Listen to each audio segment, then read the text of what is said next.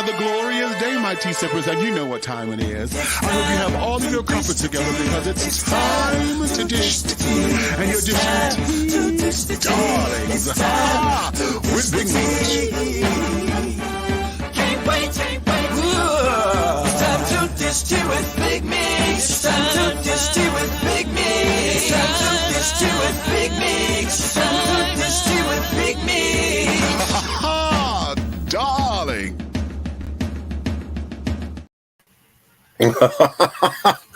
Hey.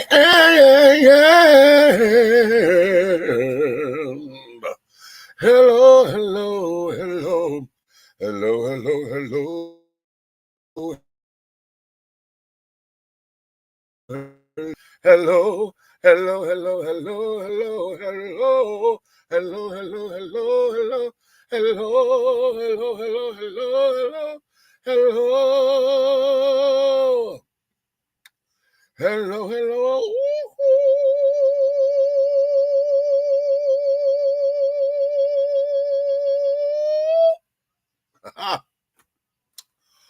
Okay, that was horrible. Cause I'm half swallowing. I got water running, trying to make sure that it ain't overflowing nowhere. But it's good. Cause I went to go get me something to drink, and I'm only drinking water tonight right now. And I gotta refill my pitcher. Okay, my metal pitcher. Yes, keeps this water nice and cold and this, that, and the other. So be that as it may. But I didn't want to have y'all waiting and my intro be off and this, that, and the other. But nonetheless, good evening. What's your tea? What is your tea? What is your tea today, darling? It's another glorious day, my tea sippers, honey. And I know you have all of your crumpets together because, darlings, it's time to dish tea. And you are dishing tea, darlings, with Big Meat. Yes. Okay, now, sweethearts, today is going to be one of those days, okay? I didn't think I was going to come on, but I got to talking with Minister Lavelle, Red, the big guy ally over there. And so he's still in Chicago, so when he called me, he said, what are we talking about tonight? And I'm like, oh, okay, well, you want to come on? So he either got gussied up and fired up or whatever, so I'm waiting on him to come on and chime on in. I'm just trying to make sure I'm not running over here. But nonetheless, he's going to come in. I spoke with Nikki, so she's going to get home. If we're still on, she's going to come in as well, okay? But here, let me do this because I want to go turn this water off because it's worrying me now, right? But I'm going to start. See, I got videos up in here that I was supposed to be showing you guys earlier, and it was going to be a whole different thing. But I'm going to start here because here, the title of today's show is called, Is Pandering Better Than Cooning? Or is it the same thing? Okay. Now, I'm trying to find some videos that I wanted to play up in here. However, have any of you seen the Candace Owens interview on The Breakfast Club? Okay. I'm not going to play that. But I'm going to play something else while I go turn this water off that's going to give me some time. And I want y'all to look at this because, again, it's going to fit somewhere else up in this discussion, okay? Check this out.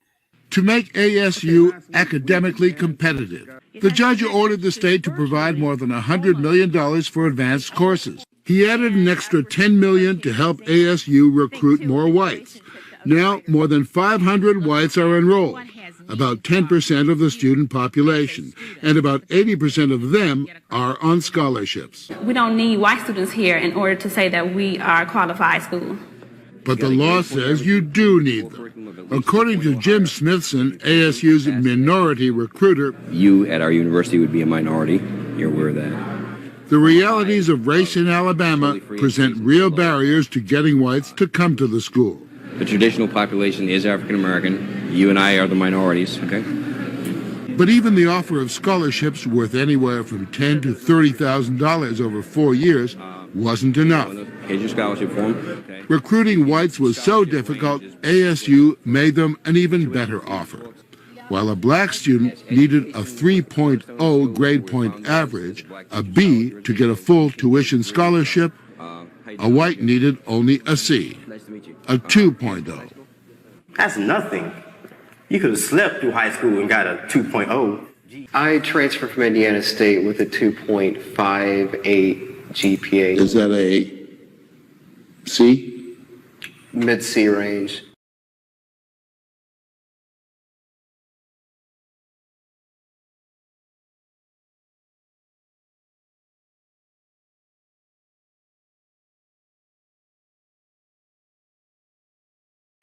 I'm here.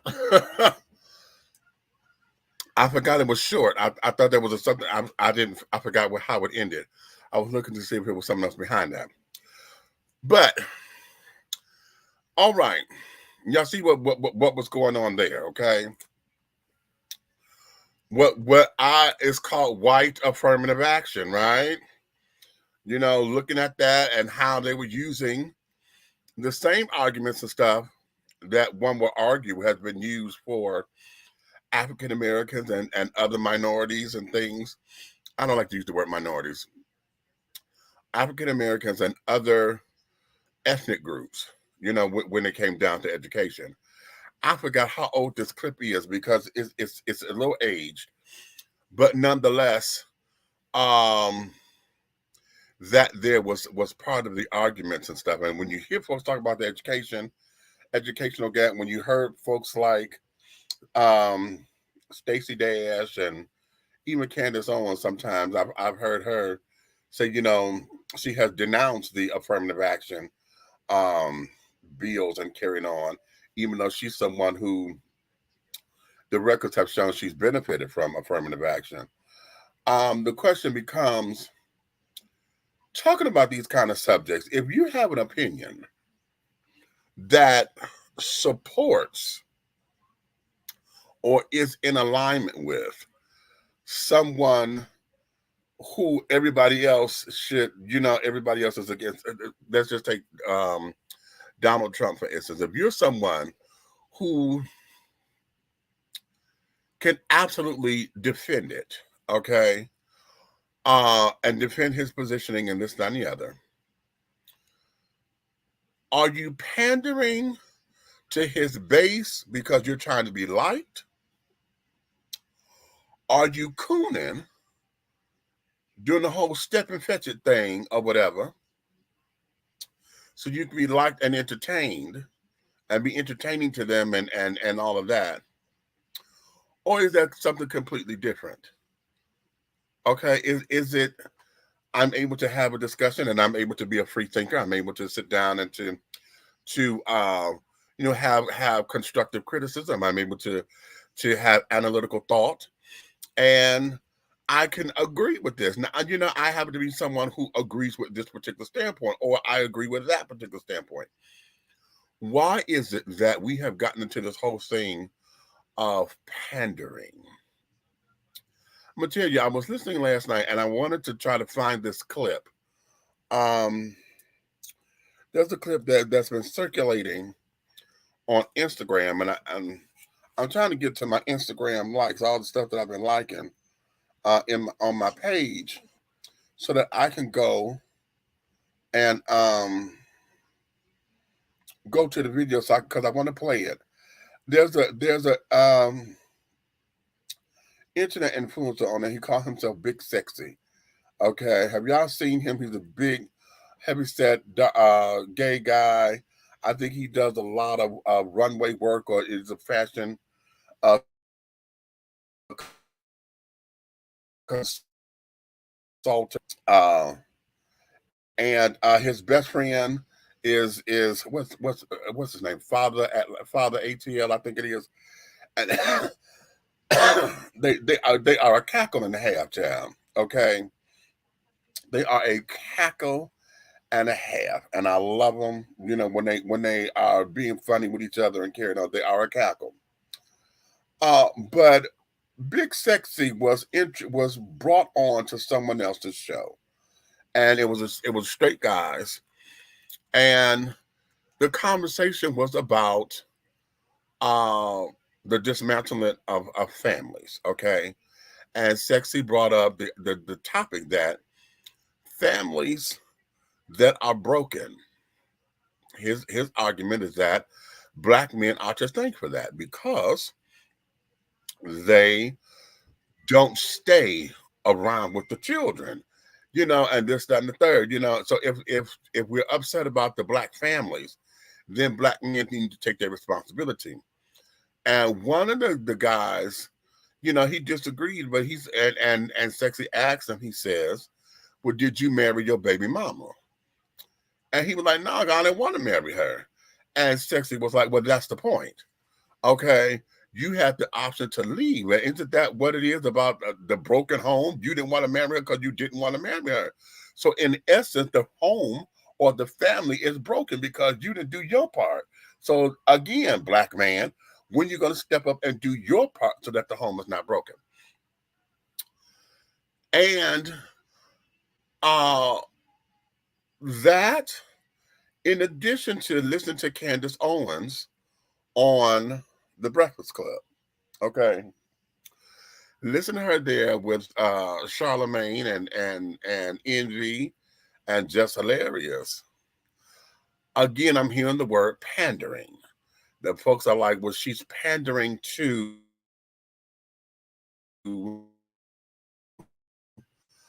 or clout chasing, or back in the day, the word that we used instead of pandering was brown nosing. Okay. You know, you sit up there trying to get all up and, you know, trying to kiss somebody's ass to get ahead and et cetera, et cetera. Those are the words that we use. Okay. But here it is. Is pandering the thing? And was what they were doing pandering? What was it about Candace Owens coming onto the Breakfast Club that has everybody up in awe and up in arms to say she shouldn't have been given a platform and this, that, and that? And I'm not gonna, and I'm going here because I was listening to TGI Friday, okay, or TGIF rather, with Claudia, Al, and now Armand Wiggins. He's the new co-host over there.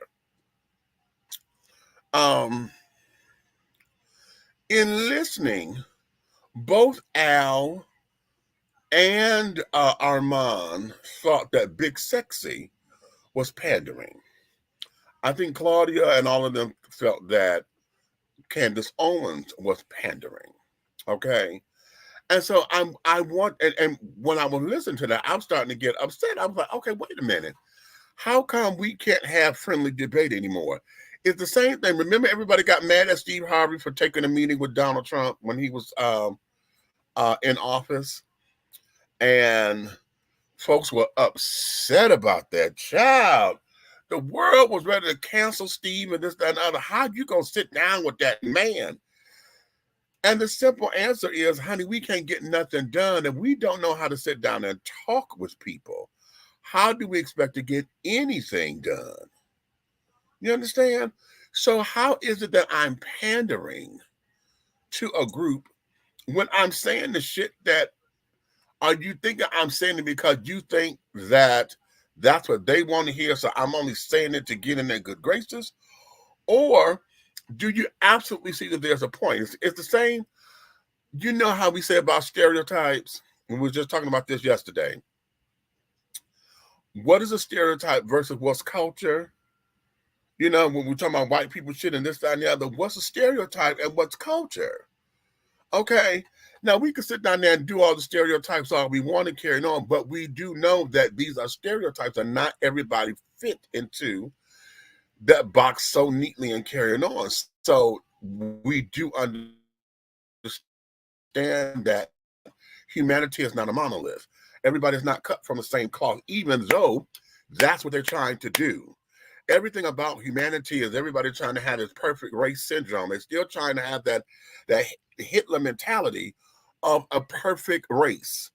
Okay, everything about that, because why? We want to sit down and take those parts of our society that we either disagree with, can't stand, hate, we think they are the problem. We want to take that part and dissect it from everything else so that we can have this clean, pristine image of who we are.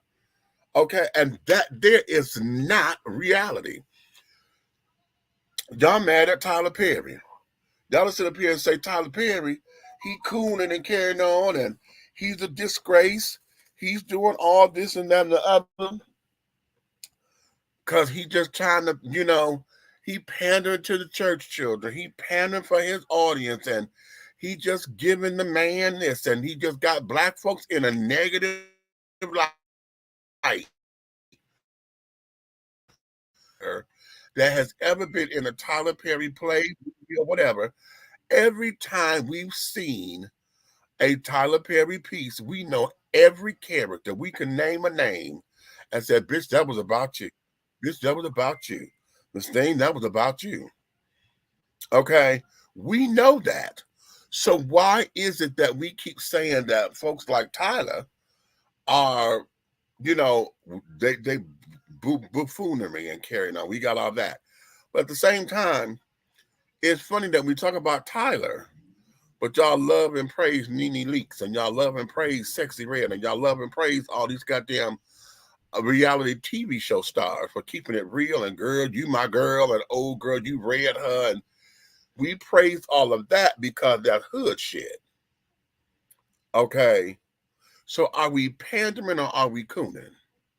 Okay, because now that reality TV has put black women in a certain light, reality TV also have gay black men in a certain light.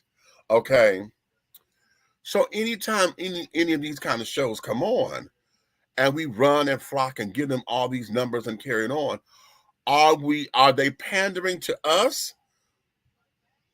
to keep us coming back or whatever, to give us content that we enjoy and carry on? And yet those who secretly watch this shit are the same ones that talk about how damn of a shame it is.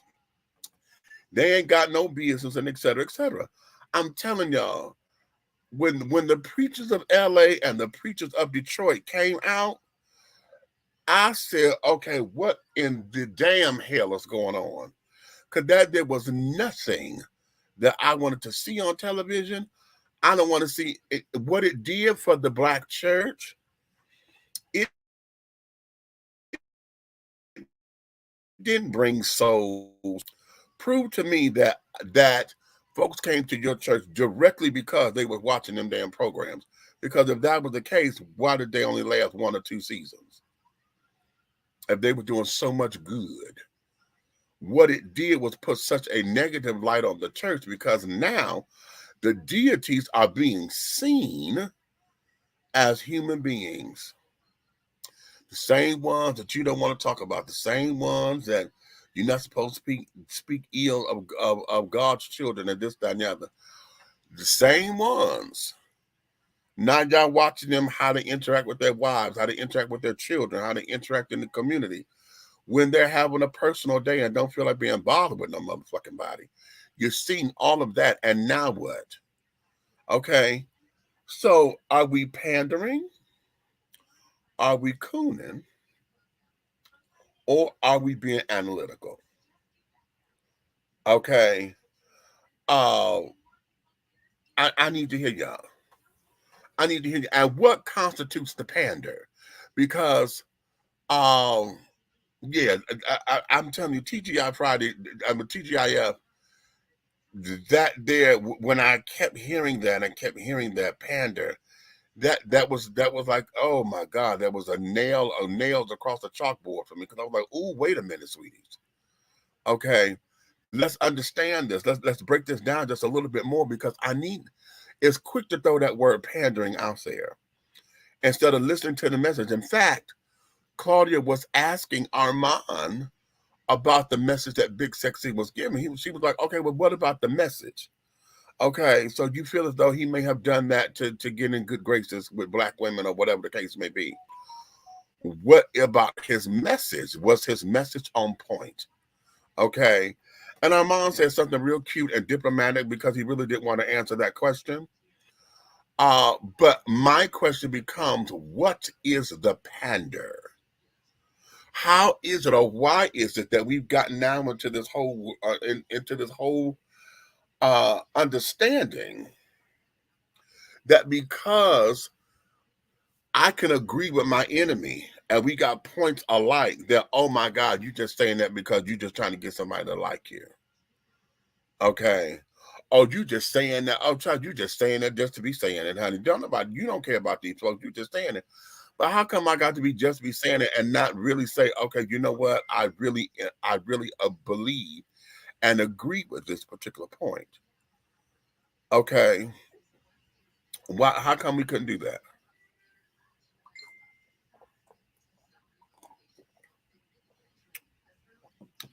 Oh, this water's so good right now. Okay. What in that suggests that we can't, we all been quoting Rodney King, honey. Can't we all just get along? We've been quoting that ever since he said that. Okay, now the man is dead and gone. The quote is still there. But yet when we try to bring those steps forward, when we is that a Stanley Cup? You so silly. Actually, no. Is it? Wait a minute. Let me tell you. No, this came from Beauty Master. Okay.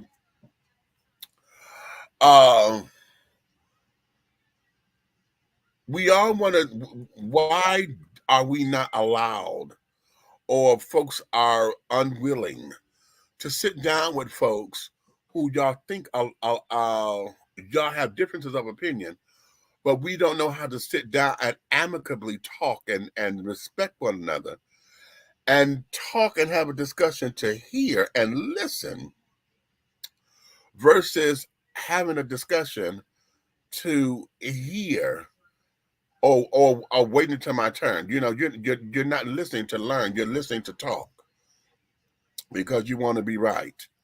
Okay, please, y'all help me with this. Help me understand why pandering is the thing, because that's the new buzzword now. Okay, oh, you're pandering. Okay, y'all been getting on Flame Monroe as a trans woman who says the things that she says and has her beliefs. Okay, but yet and still, you don't question the belief. Y'all sit up there and say, oh, you're just saying that to pander to straight folks because, that's what straight folks want to hear.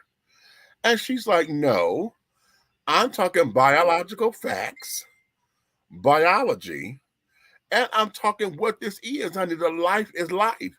And in my world, this is it.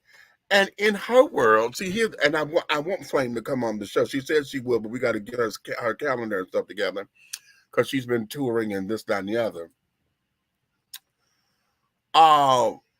A lot of trans people do not want to subscribe to her version of being a trans woman.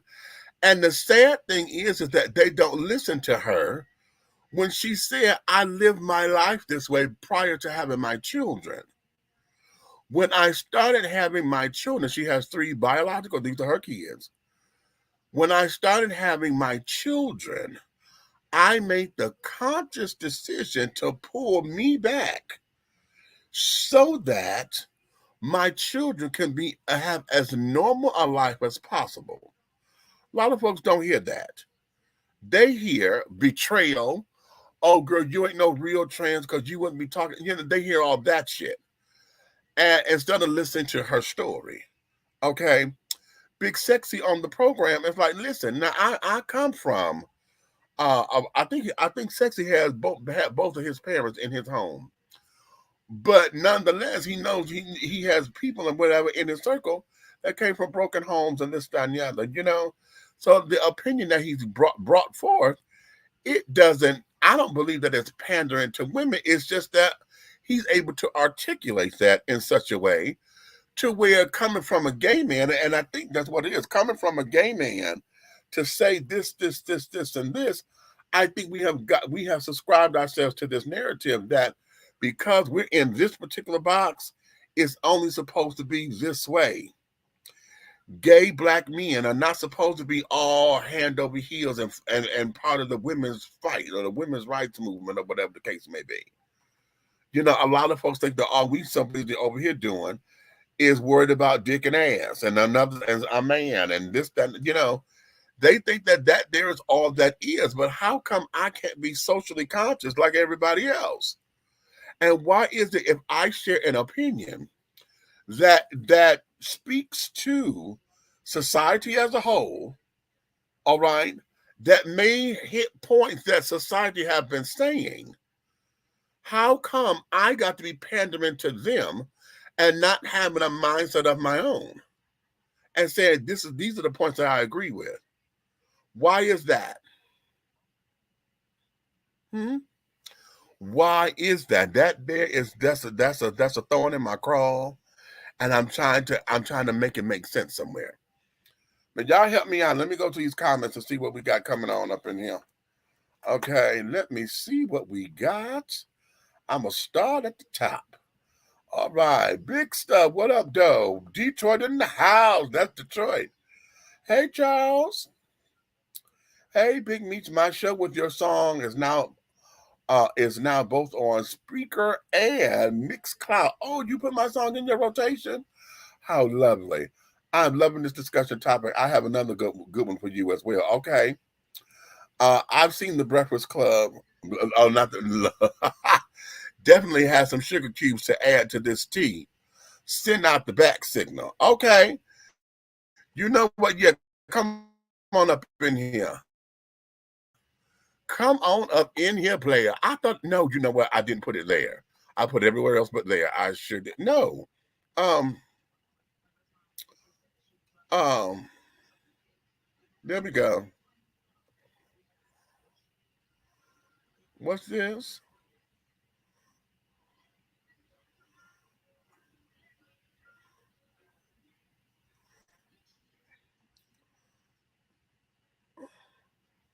Okay, there we go. I was going to call you Red.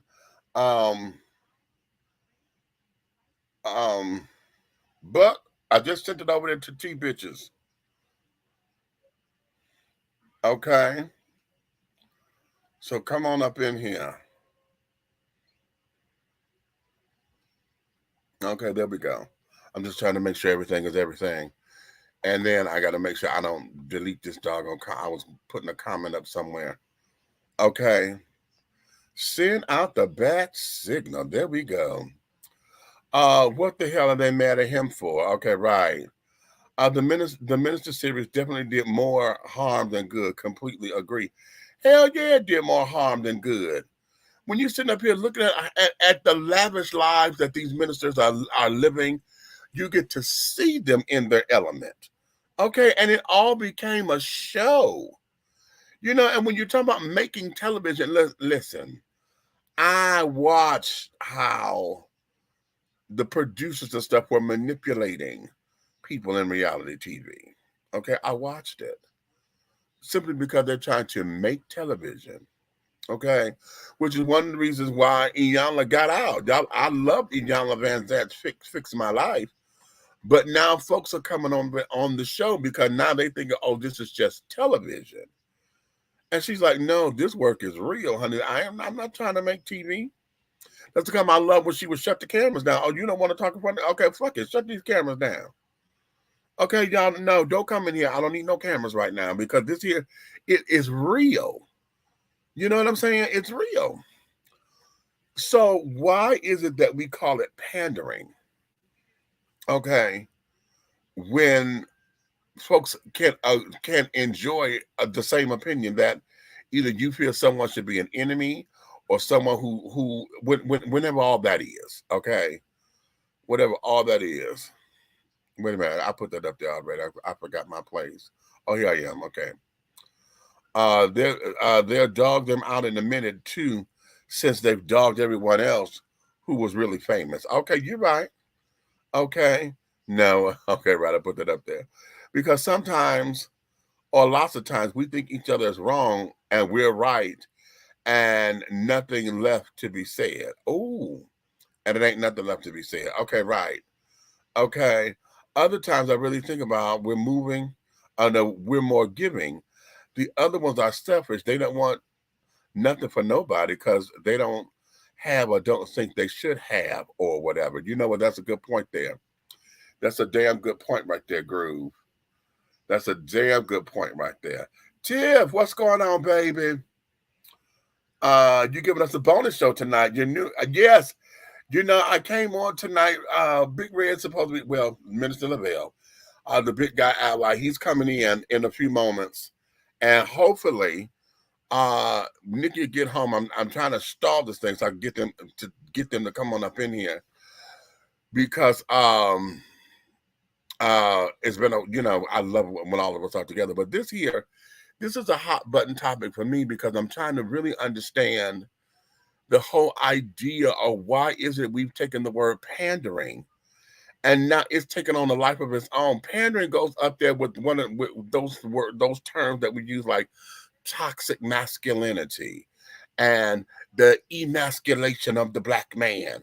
You know, it's up there amongst those damn conversation topics because now we've gotten too fucking sensitive. And listen, y'all always say the sissies ain't, the world wants to believe sissies ain't built for shit.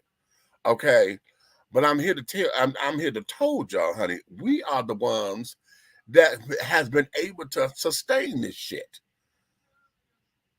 Okay. We're the ones who have been able, we've taken all of the bullets, all of the daggers, all of the stabbing in the backs and carrying on, and we're still resilient enough to rise up above it.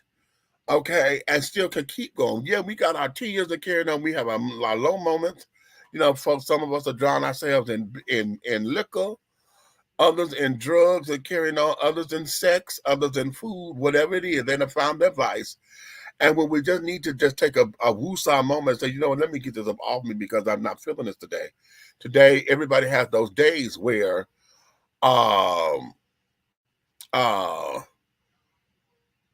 where you just don't feel it. Okay. You know, I saw a comment. So I'm like, no, I'm trying to get it. Okay.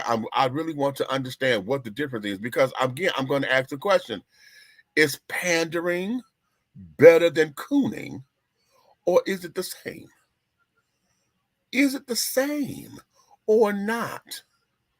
Because how come someone just can't be as analytical as they are allowed to be without someone considering that, oh, you're pandering or you're just saying this just because somebody else want to hear it. You just saying it because that's what they want to hear. Okay, why?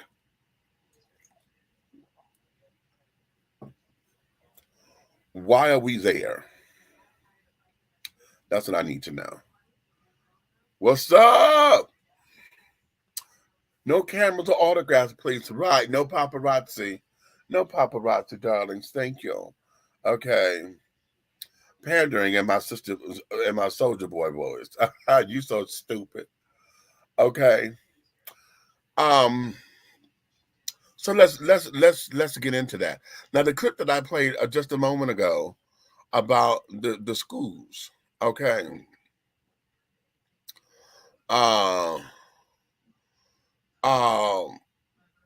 That whole idea of what they wanted to call white affirmative action, so that Caucasians and our Ivory brothers and sisters could get into the historically black colleges because on those campuses they would be considered the minority.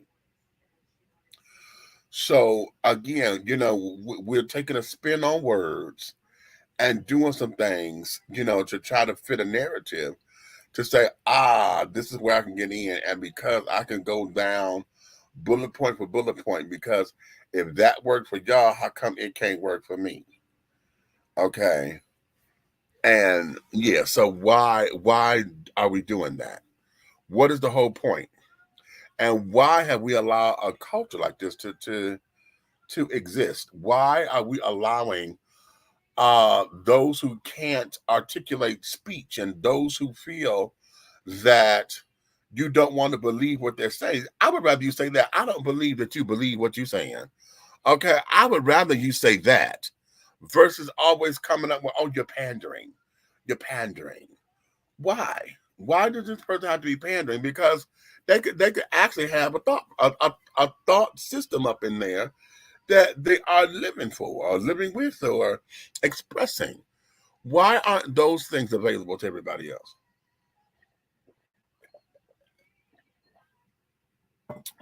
Oh, damn, this water is good today. Okay. So, yes. What you say, Groove? One day, Big Meats do a show on holistic cures and home remedies versus doctor pills. Oh, okay. How about that? That's going to come soon because, you know, we want to get into better health and carrying on. And I got to do my thing to flush the system and et cetera, okay? Oh, so again, I'm going to say, I'm trying to find this damn clip. I want to find, oh, excuse me, this one particular clip that, I'm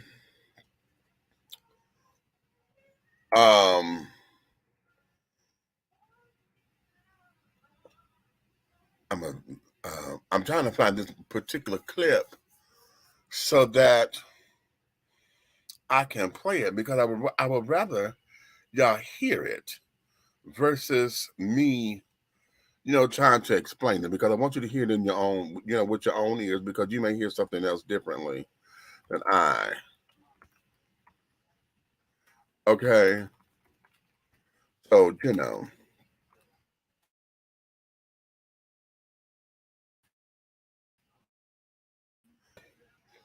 Yeah. Oh, somebody just came in. Let's see. I just heard the boop, the alert button to let me know someone's in. There we go. Detroit in the house. Buck, what's up, baby? What's going on, man? What you know no good, player? What's your tea today? Happy extended birthday to you first and foremost. Thank you kindly. I take all blessings and gifts and accolades. Right. Second of all, make a quick adjustment here. Okay. I don't need to know about what's going on with that laundry. Anyway, such is life. Such is life. All right. You didn't unpack a lot, so let me try to address what I can right quick. Okay, first and foremost, yes, I did see the Breakfast Club interview. Actually, I've pretty much watched the Breakfast Club or listened to it every day. Mm-hmm. Here's the thing. It's a two-part problem. First of all, there are some of us, and I say us, that have issue with the Breakfast Club to begin with. First, because they don't particularly care for Charlemagne and how he contends with certain things. Right. There are several people who have mentioned they do not like the current hire of Miss Jessica Moore, also known as Just Hilarious. That's a whole nother story. Right. But here's the thing. He talked about it weeks ago that he was going to have her on the show. So he kind of pre-prepped those of us who are regulars that it was coming. Okay. First of all. Second of all, do point out that unlike several other people in the media that look like us as well, they have gone beyond what normal people who contend with things to that degree do. In other words, when the Republicans were having all of their debates and whatnot, all the major Republicans they have had on their platform, and they have let them speak freely about what they felt was in the better interest to us all. And not just us all, but us all. So, and having her on the show, that thought process was what I thought they would get into in terms of how they would contend with her. They were not going to bring her on so they could clown her as some people thought it was going to go down, how some people have addressed it. Now, in terms of the initial, what was said, is this cooning or pandering? In the case of Candace Owens, I say it's a little bit of that, but a lot of bit of something else. And that something else is. Okay, now understand this young lady. I'm a solo you. Yeah, go ahead. I'm a solo you for this. Go ahead. Okay, this young lady has figured out how the game goes. Okay. All right. What happens is that you, as Candace Owens, have seen the landscape of the discussionary market, and you have determined that, okay, as a intelligent Black woman, if you were to more or less agree with the masses, the majority, so to speak, particularly people that look like us, then you're going to get a certain following. If you, on the other hand, take the opposite view with most of these things, you probably get a greater following because you realize that, yeah, you look like me. Why do you say these things that, you know, most of us don't agree with? However, having those thought processes have put her on platforms that other people would probably not reach, okay? If Candace Owens was not a person who felt differently than most of us feel in regards to the Democratic Party, how Black people think in general, so on and so forth, you don't know her name that much. She does not go viral. She is not a person that hits your radar. There are several people that are not Candace Owens that have all types of opinions very similar to how the majority of us feel. You don't know about many of them because they don't have the platform that she had obtained. So keep that in mind. Okay, I understand a lot of people have a problem with the fact that she is married to a white person. That is BS, okay? Love who you love. You have a problem with her being married to someone white is just like anybody else having any problem with somebody else that is not exactly like them. That could be, okay, you marry somebody that's from another country. You marry somebody of a different nationality. Hell, you marry somebody that is, you know what to call them. Okay? Long story short, people, I need you to understand that part of this is entertainment value, period. Okay. You have Candace Owens on the Breakfast Club because that's going to bring the clicks and the likes. You notice what we're about in 2024. Whether she speaks her mind or whether you clown her, either way, the fact that you know she is on there and you are that person, that internet gangster that likes to use this keyboard here to tell how you feel as opposed to telling how you feel, you can't wait for things like this to transpire so that you can show the world, yeah, I got her. She don't like us, and I'm going to say my thing, and I'm going to go viral just by saying what I said. Now, back to the actual conversation they had on the Breakfast Club. A very thoughtful conversation in regards to her thoughts on the present state of democracy, the present state of us as Black people, the present state of just the world in general.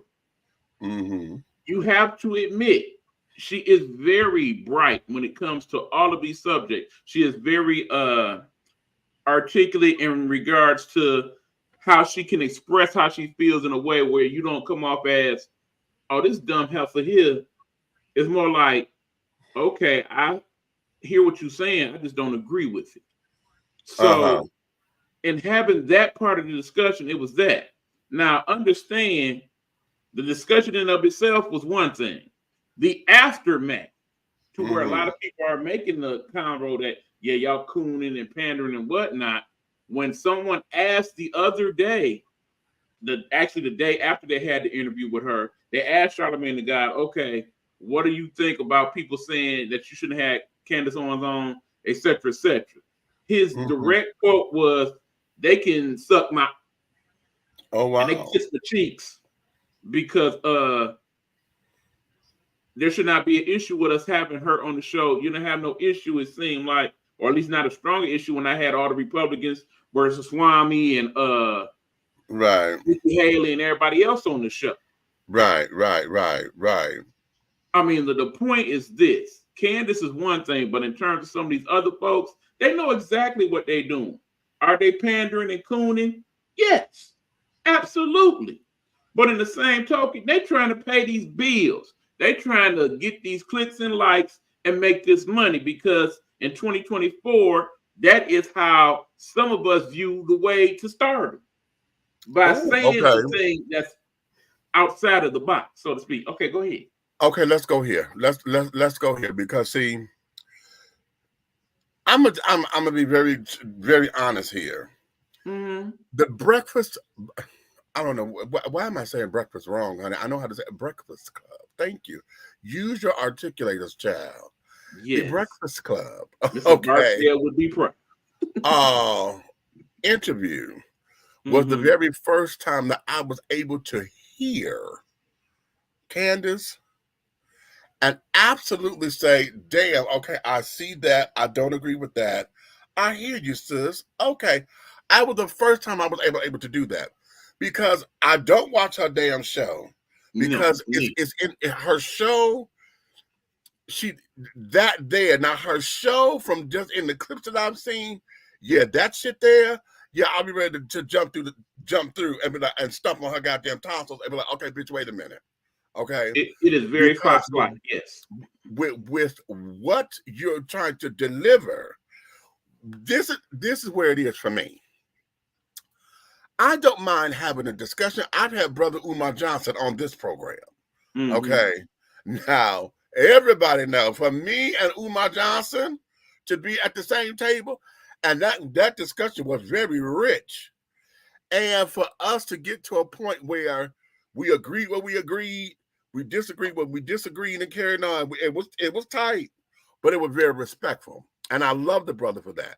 In fact, I would love to get him to come back on. But what bothers me is when we get into all of this rhetoric, just like as she was, what's this damn series? Oh God, what's the damn little series with they made 2 movies on it. It was it Uncle Tom with she's in both of, what's the name of the damn thing? And I'm trying to think of the other black guy who's a black Republican that everybody can't stand. You talking about Tim Scott? No, not him. Anywho, it'll come to me in a minute. What I don't like is that when we have these discussions, it starts to become partisan. You know what I'm saying? Because now we're not having a discussion. You're no longer having a discussion about issues and carrying on that will grow the black community. Now everything starts to turn Republican or Democrat. The Democrats done did the Democrats. I'm like, fuck that. Pull that out. Because neither one of them has been doing us a world of good, if you really want to ask the question. Right. And that's something that Charlemagne constantly talks about on his platform, how we're not really being served by either party at this point. I do agree. Okay, and not to the terms to where we as a people are able to have our own footing.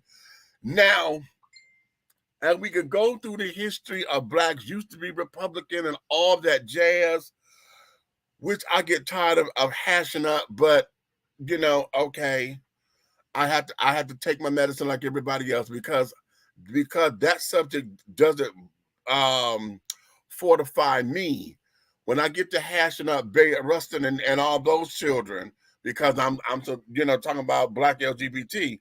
I get the same, oh, here you go with this gay shit again. You know, I get the same rhetoric.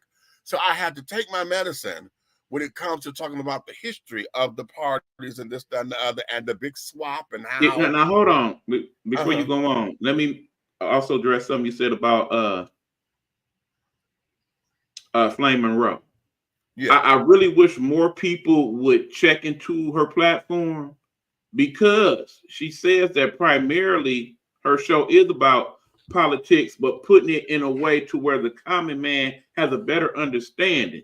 Flame is very bright when it comes to political discussions. Yeah. First and foremost. Second of all, you need to just get past what she is or who. It's not about that. It's about the level of discussion that you are getting on that platform.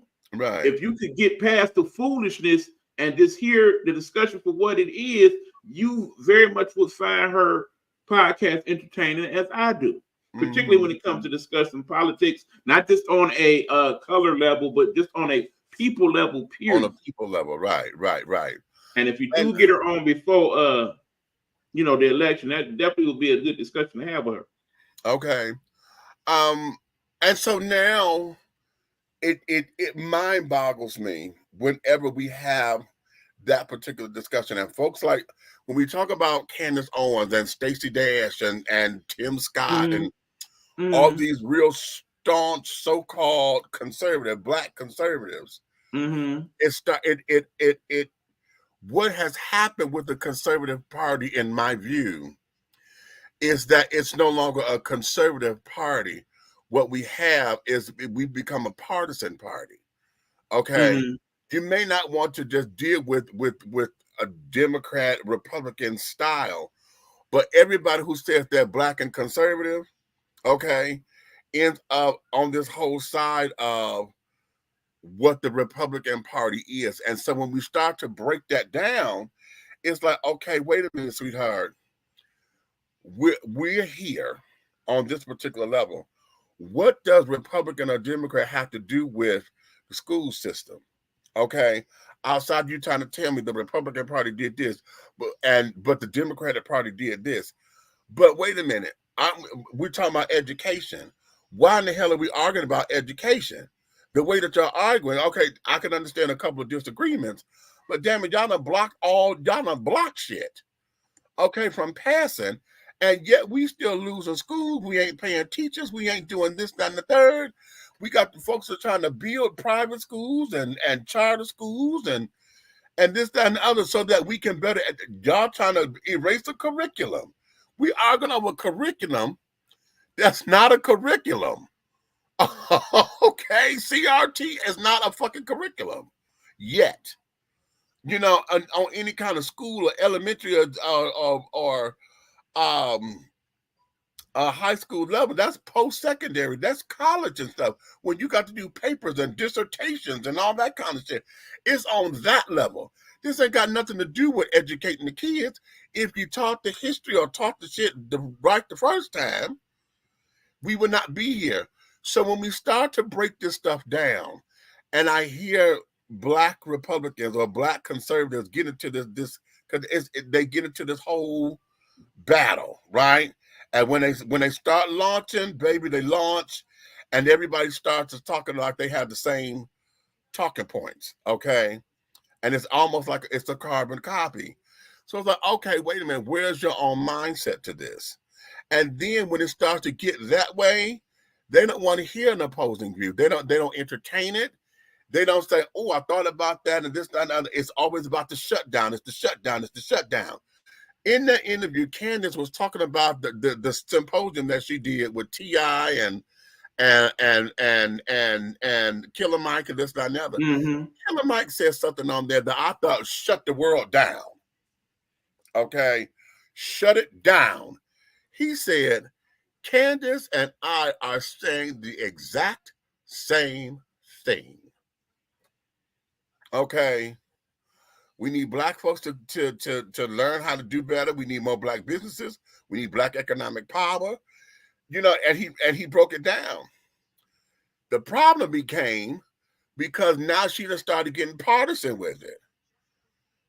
When she got to running and wanted to try to give this whole Democratic thing, and then her and T.I. got into this whole thing, like she was saying on the show.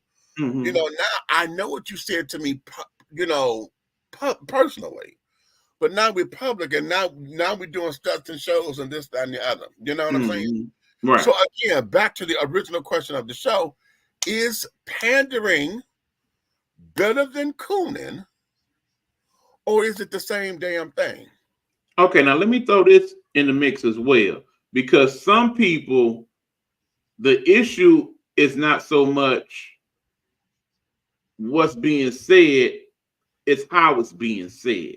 Is it Because how it's there being are said? people, there are Is it people. how it's being said, or is it Mhm. who it's coming from? Yeah, well, see, here's where I'm going with it.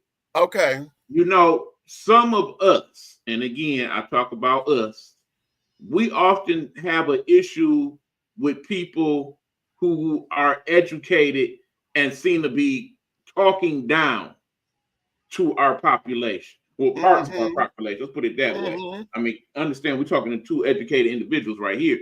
Right. But, you know, when you talk to basic person A, as I would call them, and they be like, who she thinks she is, she talking all this and using all them big words and so on and so forth. That's why to this day there are people that will tell you, oh, I ain't like Obama. Obama was a coon. He was a sellout, etc., etc. Right. But it basically comes from you not feeling comfortable with his education, or him saying words that you got to go Google map and look up. Right. That is the issue. So when some people talk about the whole cooning of it all, it's because look, I'm trying to talk like them white folks talk and so on and so forth.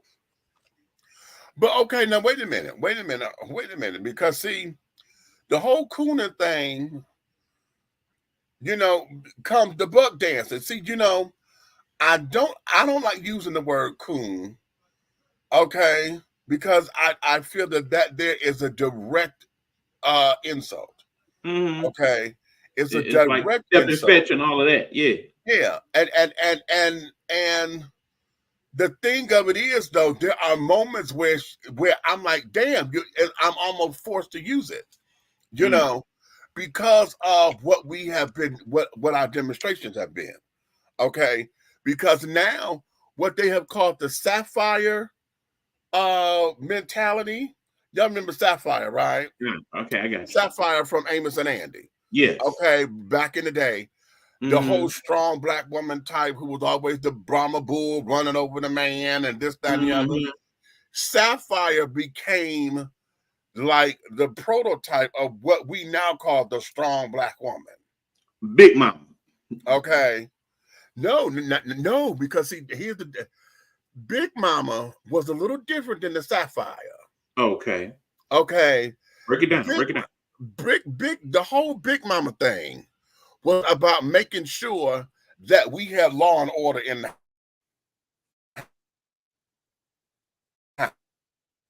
house, right? Make sure that them boys are gonna be out there and be boys. Now you go out there and get you a job because you got to take care of your family.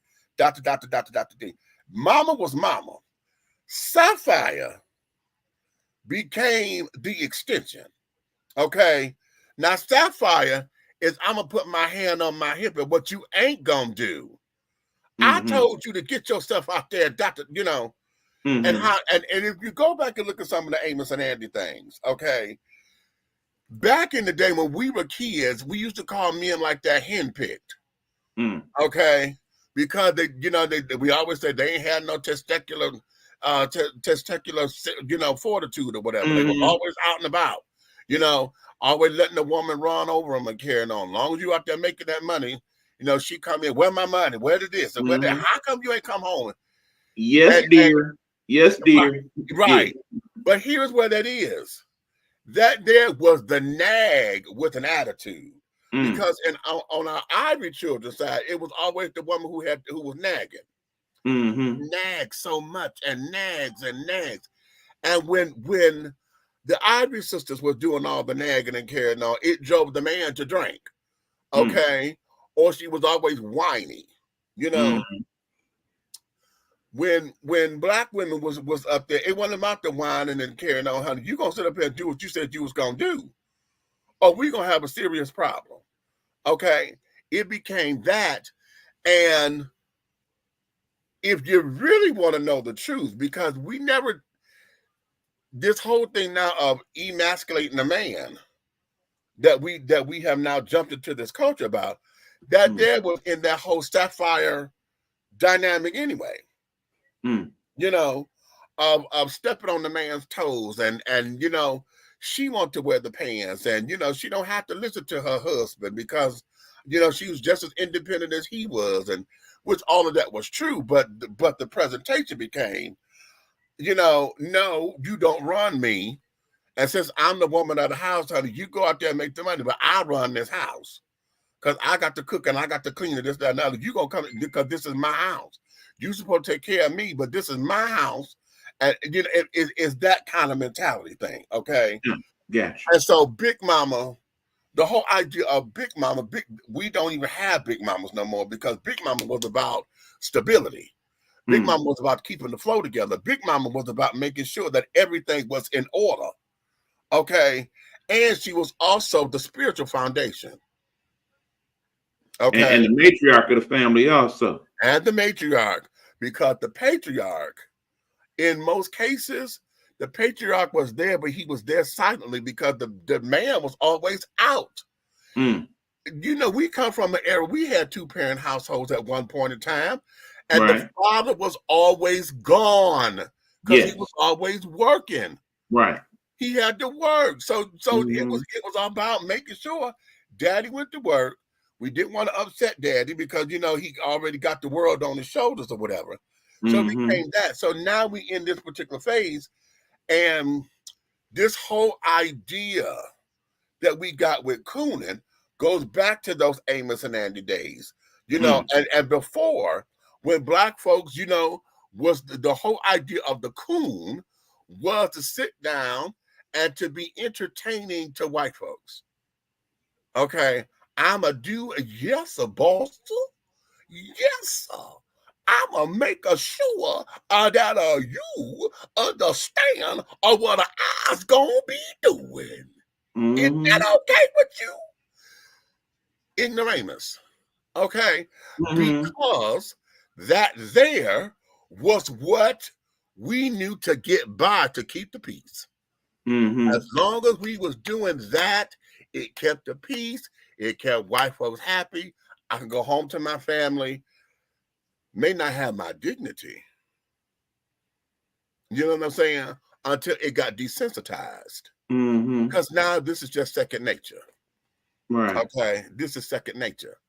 Yeah, because what I'm looking at is people having kind of like the Uncle Ruckus mentality for those of y'all familiar with the Boondocks. Yes. Yeah, we're basically, we got to make sure that we take care of these good white folks because they are the ones that know what to do, and us black monkeys, we ain't doing the right thing. Exactly. That old mess. Right. Let me go to these comments up in here. DC, which I love Candace Owens, a very well-read and informative advocate. Do you really think she's an advocate? I don't know. I don't know if she's an advocate. I don't know if she's an advocate outside. I don't necessarily believe that. You know, after hearing I feel she does represent a certain part of our population, and again, I talk about us. But you know, not the majority, mind you. But there are people that agree with her.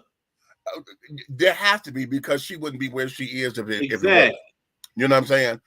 There has to be, and you know, they always say a broke clock is right. I mean, if you disagree, I say you go to that interview on the Breakfast Club. Matter of fact, let me get the research department on that so you can look in the comments yourself and see what was said. Hey there, Burlington, North Carolina. Okay, Burlington. Okay, thanks for coming in. We are better served by divorcing both parties. I agree, but the question becomes, what do we put in its place? Exactly. Because that there is what none of us have tried to do. I mean, we do have the other parties, but none of us give our energies to those other parties. And we have some wonderful people who have wonderful ideas, but because we have not given our energies there, you know, we have been stuck with this same bird, honey. Okay, how many of y'all tired of eating damn chicken every time you turn around? And we done fricasseed it, we done chicken cacciatore, we done fried it, we done baked it, we done chopped it up, we done made chicken noodle soup, we done made chicken pot pie, we done chickened. Okay, we chickened. Okay, we didn't even make the funky chickens the damn dance. Okay, so all right, what do we do? That's the link right there. Okay. So what do we do? Flame Monroe's ex-wife and I are good friends because Flame Monroe and her grandson goes. You mean your grandson? And she doesn't have a grandson. Flame doesn't have a grandson. Goes to the same private school as my grandson. Flame does not have a grandson yet. No, her kid's not old enough for that. No. Unless and Flame was never married. She got 2 baby mamas, but she was never married. Okay. Hey, Meech and Eric, what's going on? Hey, Ro, what's going on? Okay. Roll to start them in the building. A lot alike. Okay, right. Both. Okay, got you. Hey, cousin. Hey, Jay Henry. Okay. Oh, your show is coming up in a couple of weeks. You know what? Jay Henry gonna be on here soon. We got to pick what day he's coming. He's got a concert coming up on April 5th. Weekend after next, child, where they're going to be, baby. If y'all not heard this man sing, I'm telling y'all, it's one thing to be a baritone bass, right? And I'm a baritone bass singer. And everybody who sings baritone bass, they always say, oh, you Barry White, or you Teddy Pendergrass, and all this, that, and the other, right? Well, this dude here, when I tell you, he is Barry White incarnate. Oh, wow. I'm telling you, when I met him, I was like, oh, wait a minute, honey, what are you doing? What is you doing? Okay. And listen, when he shared with me that Barry's wife, Glodine, had to double back. And was like, wait a minute, honey, I know my husband has been dead and gone for some time, but why is my husband coming out of your mouth? You know, that kind of thing. Yeah. His concert is going to be he and now I don't know the other 2 guys' name, but there's a guy who sounds just like Luther. And you know, everybody who big, you know, always every big black man, honey, who could do a little curly Q run and could sing in a tenor note. They always say, "Oh, I hear little Luther in your care." No, they always say that shit. Okay. Okay, but Danny Clay. Okay. Danny Clay. That brother there got some chops, honey. Okay, that you just got to smother and put some. Okay, and get some mashed potatoes because he got the chops for you. Okay, he got the chops for you, honey. Oh, okay. And then he has another brother that is giving us Teddy P all day. Okay. Okay. Not a facsimile because yes, Christopher Williams, you know, sings. That's my dude. But Christopher is Christopher. Okay. You could tell he was influenced by Teddy. But Andre Jackson sounds like Teddy. So they're going to be getting together to do a tribute show to these. Oh, okay. Yeah, because that's just like how I don't know if you're familiar with Mr. October London, but he is the epitome of Marvin Gaye. Marvin, listen to me very carefully, honey. Oh, I got to see when I tell you, I almost pulled my car over there. They're like, I'm gonna tell you, honey. I listened to him. I said, "Oh, he can get it, honey." So you was ready to go back to his place, huh? Hello, come on and go with me, honey. You better understand. Hey, G-Ma, I see you in the comments. What's going on? Okay. Girl? What we got over here? We got okay, that's the link there. That's the link to the Candace Owens interview. Okay, now hold on. I had to come over there and copy that. So I can put that in the on the Facebook. I mean, on the YouTube links. Okay. Right. Keep in mind, hey, what's going on? What's going on? Can't play that one. Breakfast Club. They don't play about the copyright. Okay. Yes. Okay. Right. What he said? Yes, sir. Okay. Jay Henry. Okay. Love me some Candace. Explain to us why. All right. I need to hear that. Explain to us why you love her, because and give me something deep. Please don't give me the surface stuff, okay? Because I want to hear it, and the reason why is it's all for understanding, okay? It's all for understanding, so that we can have a full view of this thing, okay? So that we could come out of the pandering and the cooning phase of it. And I would love to hear Shy's opinion. That is Shy Glowhar. I don't know if you remember her, Meech, back when we did the After Dark edition. She was the young lady that we had on the show the one time. Oh, is this her? Okay, yeah. Yeah, that's her. Keep in mind, her as a Canadian sister, I think will have an even different perspective on Miss King. You know what? Yes, indeed, because a lot of her rhetoric and her belief system or ideology is in a whole nother country. So someone from a different country who's able to look at American politics or whatever and listen to her, they ain't got a dog in the fight. So okay, that's fabulous. That there is fabulous. Yes, I need that perspective. Okay, listen. Here's the link. Okay, Jay Henry put the link to the tickets on it. If y'all in Atlanta and want to come on down and hear some one. And Jay Henry he's not also a singer, honey. He's a saxophonist. So, honey. Okay, yeah. Okay, y'all playing. Y'all ain't ready. Y'all ain't ready. Okay, y'all ain't fucking ready. I think his name is Isaac. I can't remember his last name. The one who sounds like Teddy. Oh, Isaac Lee. Oh, he's another one. Yeah, he does too. But this one here, Andre Jackson, he's the one that's going to be performing over here. Okay. I think she's intelligent but completely misguided and allows herself to be used by the system. And like I said, I feel like she is utilizing the system. Okay, mic drop on both of those, because I think those are both right in the same time and space. Yeah, I think yes, and yes again. Okay. Jay Henry sounds just like Barry October. Yeah, I mean, because think about it.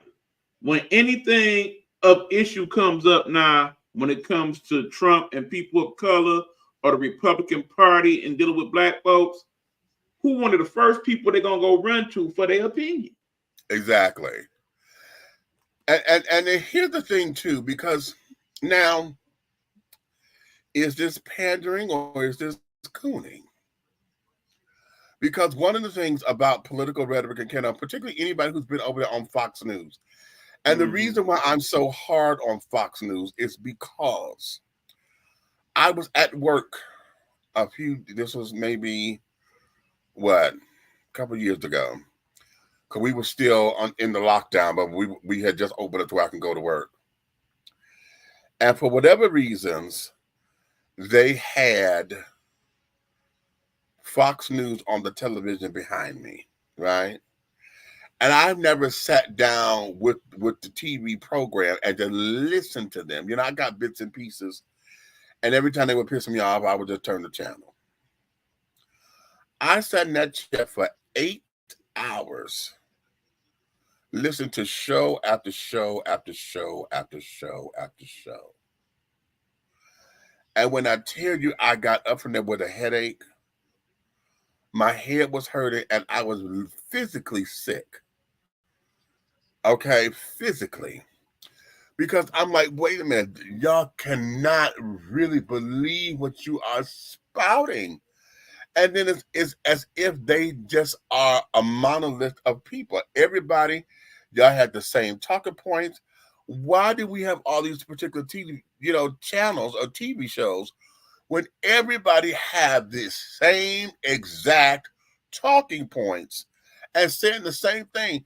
And one of the things that we do know about life is that when you start repeating shit and it becomes a repetitious rhythm, you then start to change your belief system. That's how we learn songs. That's how we learn anything. We learn everything on repetition. Okay, because now it's embedded. And my entire system had to fight that. And I went home, and I'm sitting up there saying, I had took an Uber home, and my head was just pounding. And I felt like I was going to just regurgitate or whatever, but I was like, no, wait a minute, honey, what is going on? And then I said, let me look at it from this perspective, because I did the same thing because I watched The View and this, that, and the other. So I said, okay, I did Fox News. Let me do something that usually is something that I watch that I don't necessarily do NBC or whatever, but I said, let me just do a whole 8 hours of nothing but this. Okay. The interesting thing is that it didn't make me sick, but there were moments where I got that same, talking point thing going on, but then I got a break because there was somebody who came in with a challenging perspective. And then when they got into the debate within themselves, because, okay, I get this, but I don't agree with that. And, and they got into, it broke up that monotony. And I was like, okay, absolutely, people are thinking, and it wasn't far-fetched. And even when they did hypotheticals, it wasn't something that I could not imagine. You know what I'm saying? I'm over here at Fox News, and when they did hypotheticals, I'm like, oh my God, that is so fucking far-fetched. Where did you pull that from? You know what I'm saying? So I did that. Where was where Don, and was he CNN? Yes. Okay, so that was so I did The View, and I think that's what I did, CNN, because I remember his show, and he used to get on my goddamn nerves. Okay, because and yeah, he's LGBT and all that. He's rainbow alphabet. But one of the things I got tired of him is that a lot of these shows, and this is the other thing about the media that upsets me, because a lot of media now are opinion shows. They're not based on fact. They're not based on doing the research, unless you have a journalist, headlining the show, okay, who have a research team to sit there and say, okay, let me get these facts together. They're not fabrications. You're not, and then you're not giving me half the story. You know what I'm saying? You're not. It is definitely a slanted point of view. Let me put out there that as you know, I studied to be a journalist, so I can speak on this from an expert standpoint. The news is meant to be slanted when it comes to certain affiliates. Okay, remember Fox owned by Robert Murdoch. Fun fact, by the way, people. Robert Murdoch, who owns Fox News, guess what else he owns? Oh, yes. Tell the children. Did you know that Robert Murdoch owns Tubi? Tubi. Did you know that? Apparently Big Meech did, but I was about 2 days old when I found out. Interesting, considering that most people who watch Tubi. Listen, and okay, now here we go. Is this pandering or cooning? Okay, let's do it. All right. Because right there is an example of how the media manipulates all of that. Okay. Now let's go back to where Fox, we had the Fox channels, all the black shows was on Fox and Dr. D. Fox built its narrative, it built its company based on the blood, sweat, and coin of black folks and advertisers and stuff who came in because programming was specifically for black audiences. Okay. Everything that was on Fox, we ran the Fox because they were the ones doing it. Right. NBC, after the Cosby Show and A Different World, what else did they have on there that was ours? Right.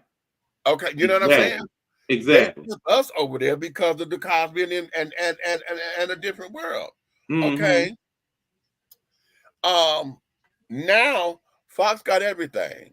Okay, they were introducing new shows. They would break through and groundbreaking with Robert Townsend coming on with his family show, and a whole Jamie Foxx was Jamie Foxx, was he?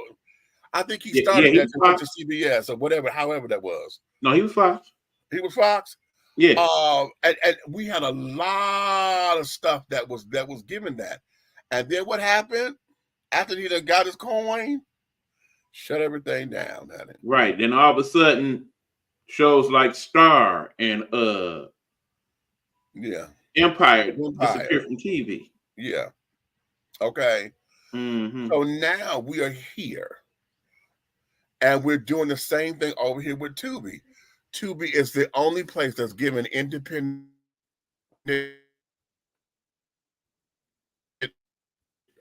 Why am I okay? I thought I looked like I was frozen for a second. Yeah, you will. Tubi TV is the platform now where everybody rushing to. Everybody I know that's filmmakers or whatever, they got something up on Tubi, okay? To say they got product and it's out, whether good, bad, or whatever, and they got some really good shit over there. Yeah. They got some really good programming over there on Tubi. Yeah. Okay. However, again, he is duplicating his formula. Okay, duplicating, because remember, Tubi started off as a fucking app. Right. Y'all remember that? Tubi was an app. Just like Pluto. Short filmmakers a platform because you did 15 minutes or less of a short movie, a short film. Okay. And that was supposed to be the wave of the future because of everybody's attention span. Okay. You on your phone anyway. You ain't got for 15 minutes. Okay. Give me a cute little something. And yeah. Remember that? What's the name of that app? Because understand that the pandemic pretty much killed it, unfortunately.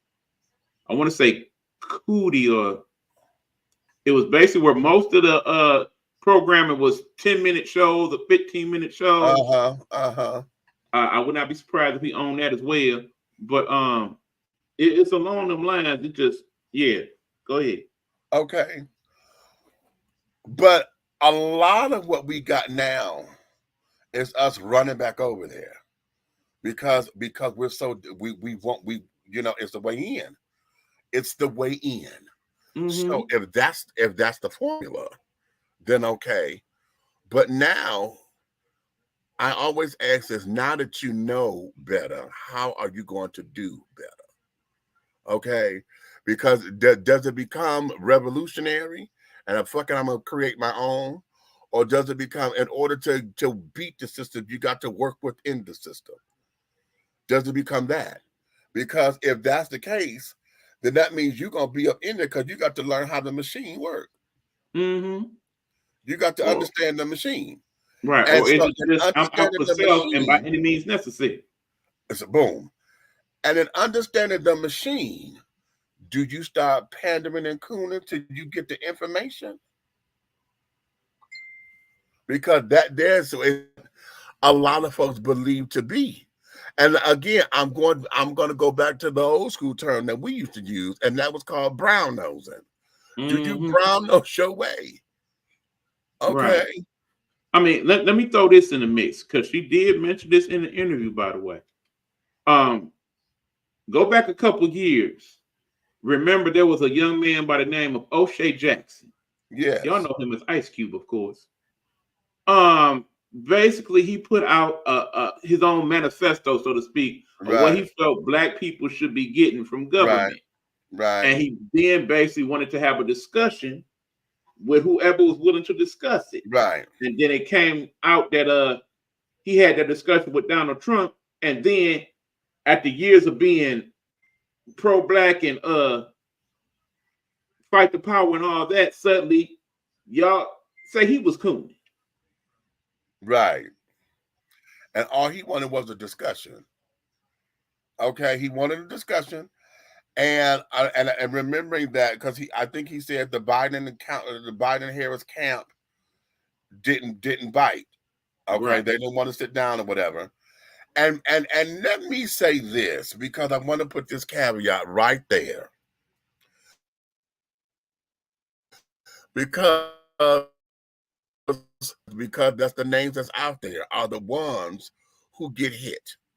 Okay. Oh, Biden said they didn't want to do it. No, it's Biden's camp. Okay. That's the company they say, oh, well, Biden's administration. Biden didn't do it. This is the administration. It's everybody else that's up under him who got the power to do all the shit that they're supposed to do before it get to his desk. Remember, the president doesn't have a damn vote. He can suggest, he can sit down there and say what I want to do and carry it on. It's everybody else that got to sit up there and do the shit. Okay, that's the part that a lot of folks forget. So Yes. when we said the Biden and Harris camp said no, that's all them children, the press secretary, all them children who kind of blocked the damn thing instead of having the damn interview. So Right, hold on. Speaking of Cooning, let me switch it up 180. Speaking of people I see as coon-ish, let me talk about somebody that don't look like us for a minute. Oh, somebody from your neck of the woods down there. Marjorie Taylor Greene. Wait a minute. Don't sit the two for a minute on that. This red calling on the line. All right. Now, Marjorie Taylor Greene, good people. This woman seems to be the unofficial Congress spokesperson these days for the former president. Take, for example, what transpired at the not the Oval Office. Hold on, good people. I'm getting old, y'all. When they did the State of the Union, and she arrived in full MAGA regard. Was that not cooning as we defined it? Was she not cooning for the former president? Hey, Gene, I see you. Thank you for checking in. We appreciate you. Yeah, at the Capitol, absolutely. Was that not cooning? What she did that particular day? Listen, wait a minute. Press pause for just a second. That's Red calling. He forgot he in Chicago and they're an hour behind us. So I like the link in the thing. He said, "Oh yeah, I just remembered, honey. I'm an hour behind." So, okay. So yeah, but yes, and I'm glad you brought that up, because again, is it pandering or is it cooning? Because you brought up Marjorie Taylor Greene. Let me bring up Herschel Walker. Yeah, go there. Okay, because it was real easy for us to call him a coon. Mm-hmm. Okay, because of the mess that he made of that campaign. Absolutely. Okay, the entire, I'm getting my real Walker voice, honey. His entire campaign was complete and utter buffoonery. Perfect word. Pandering to the umpteenth degree. Absolutely. And then this is where I say it was separated, because you went from pandering to cooning out. And let me know, and you know what? I ain't gonna do that. I ain't gonna do that. I'm gonna go one better than cooning out. You showed everybody you was a fucking dumb jock. You hear me? Pretty much. A dumb jock. Mm-hmm. That's what he showed us. Yes, Jay Henry, that part. What's going on, Hugh? That is what upset me the most, because I know in business he's running companies and carrying on. Okay, he has a curtain. He has a company that does hotel curtains. Okay, because that's an homage to his mother, because his mother used to sew and she did that kind of work. So he sells, the whole company got the curtains and shit for the hotels. He got some kind of chicken company or something. I don't know what to do with the chicken. I don't know if they fry them, if they grow them, or raise them, or whatever the case may be. He got a chicken company. He has a couple of businesses that is sustaining him. And his football days was so long ago, to where here's where he is. All of that became, you went beyond pandering and cooning. You went to dumb jock. Point blank, period. Now I'm gonna bring Red up in here. What you eating, Red? It don't have a post. Look. What's going on, brother? What's going on? You ain't gonna start. Coming in starting. Bud. Coming in starting. Wait a minute. Let me expand everybody out so we can get the full little thing there. Okay. My man Buck, what's happening, brother? What's going on, family? Good to see you, my man. Always a pleasure. I'm going to the comments. Okay, Jay, I was just about to say that. Okay. A sad thing is that we have enough economic power to create our own, but we consistently allow others to play divide and conquer while they all work together to keep power and suppress us. Jay Henry, Jay Henry. Okay, Jay Henry. Okay. That's weeks worth of conversation. That statement. Right, all day. That's why we were so disillusioned about Obama. We were disillusioned because, again, black folks saw him as the damn great savior. They didn't put the right people up in there to be his support system. You can't say that. And everybody who said Obama didn't do shit. Okay, if you felt that way, fine. If you're not putting him back in office, don't you put none of them motherfuckers back up in there then. Exactly. Because it was the team. It was the whole administration. If you didn't like what he did or did not do, take everybody out. Right. I mean, if we did not learn anything from the previous administration, we learned how important Congress actually is. Because if not for that, and he did exactly what he wanted to do, some of the crazy stuff, we'd be drinking bleach right now listening to that fool. He said drinking, and then he told the children to inject it. He said, maybe he said that in a live press conference. And okay, now was this pandering? Because the professionals, none of the professionals in his team corrected him when he said, which led to several hundreds of people actually attempting to do that shit. Do y'all research? It happened. Now that's the gag right there. Is that the gag? You better gag it there. He said that's the gag. Right there. Okay. So that there is what made that all of that. So again, when we talk about this pandering, okay, what do we really mean? Because if we are not allowed to sit down to have a conversation, and we are not allowed for folks to have an analytical thought process and say, yes, well, these points I agree with. And because I agree with these points, if I express those particular points, but you mad because I've expressed them because they support what the whole ideology that you thought was an enemy is, listen, I'm finna go here. I'm finna put this in another way.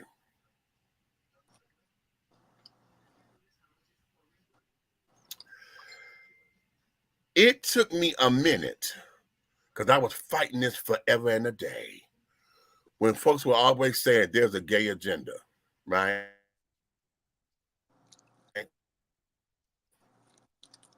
It's an agenda that LGBT got. It's an agenda, right? Okay.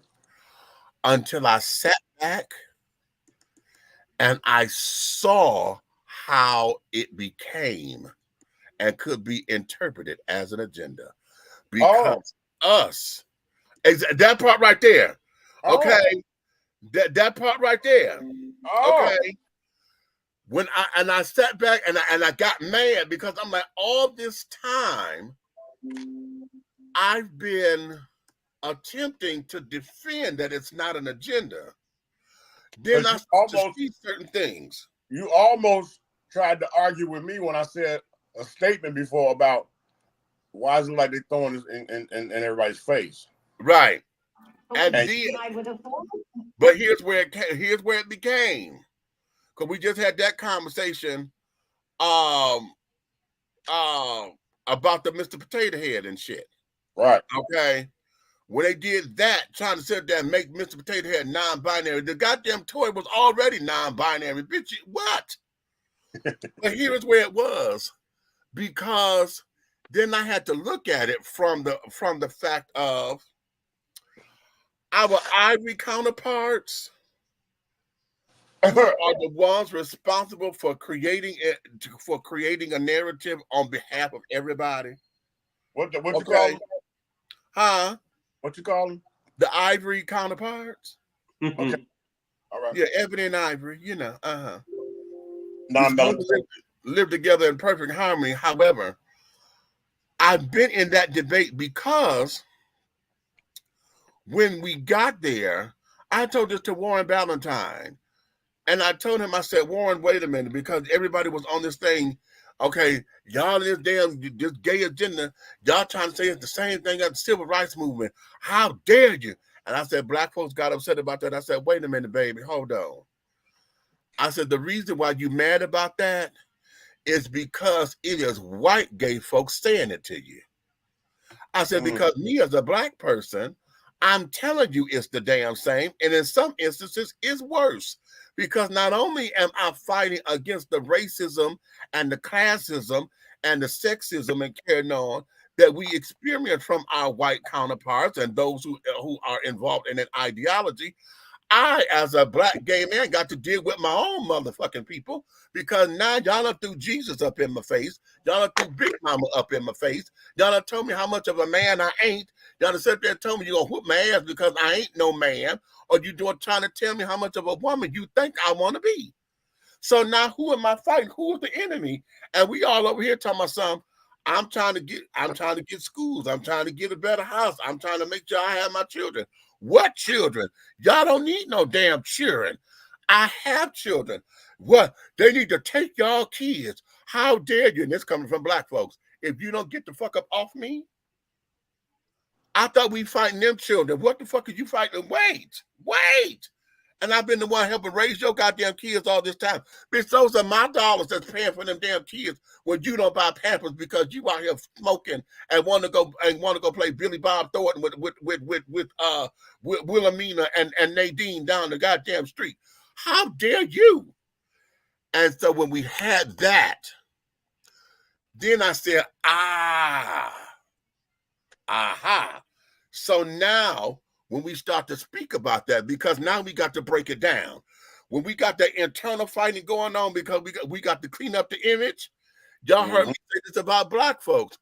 I did a whole show about that and saying, yes, I love my black folks, but we got some internalized cleaning we got to do. Same thing that the Black Panther said. When they said, no, we love you white folks or whatever that you want, that you're down with it, you're cool.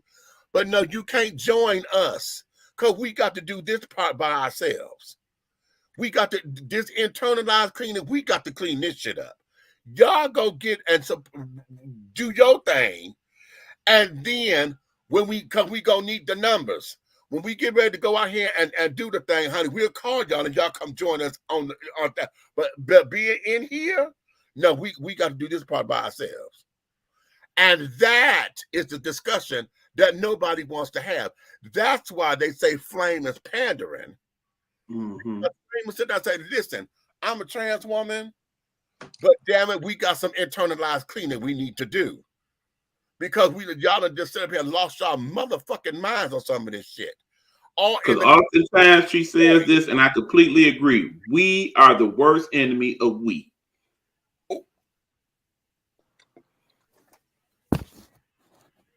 What?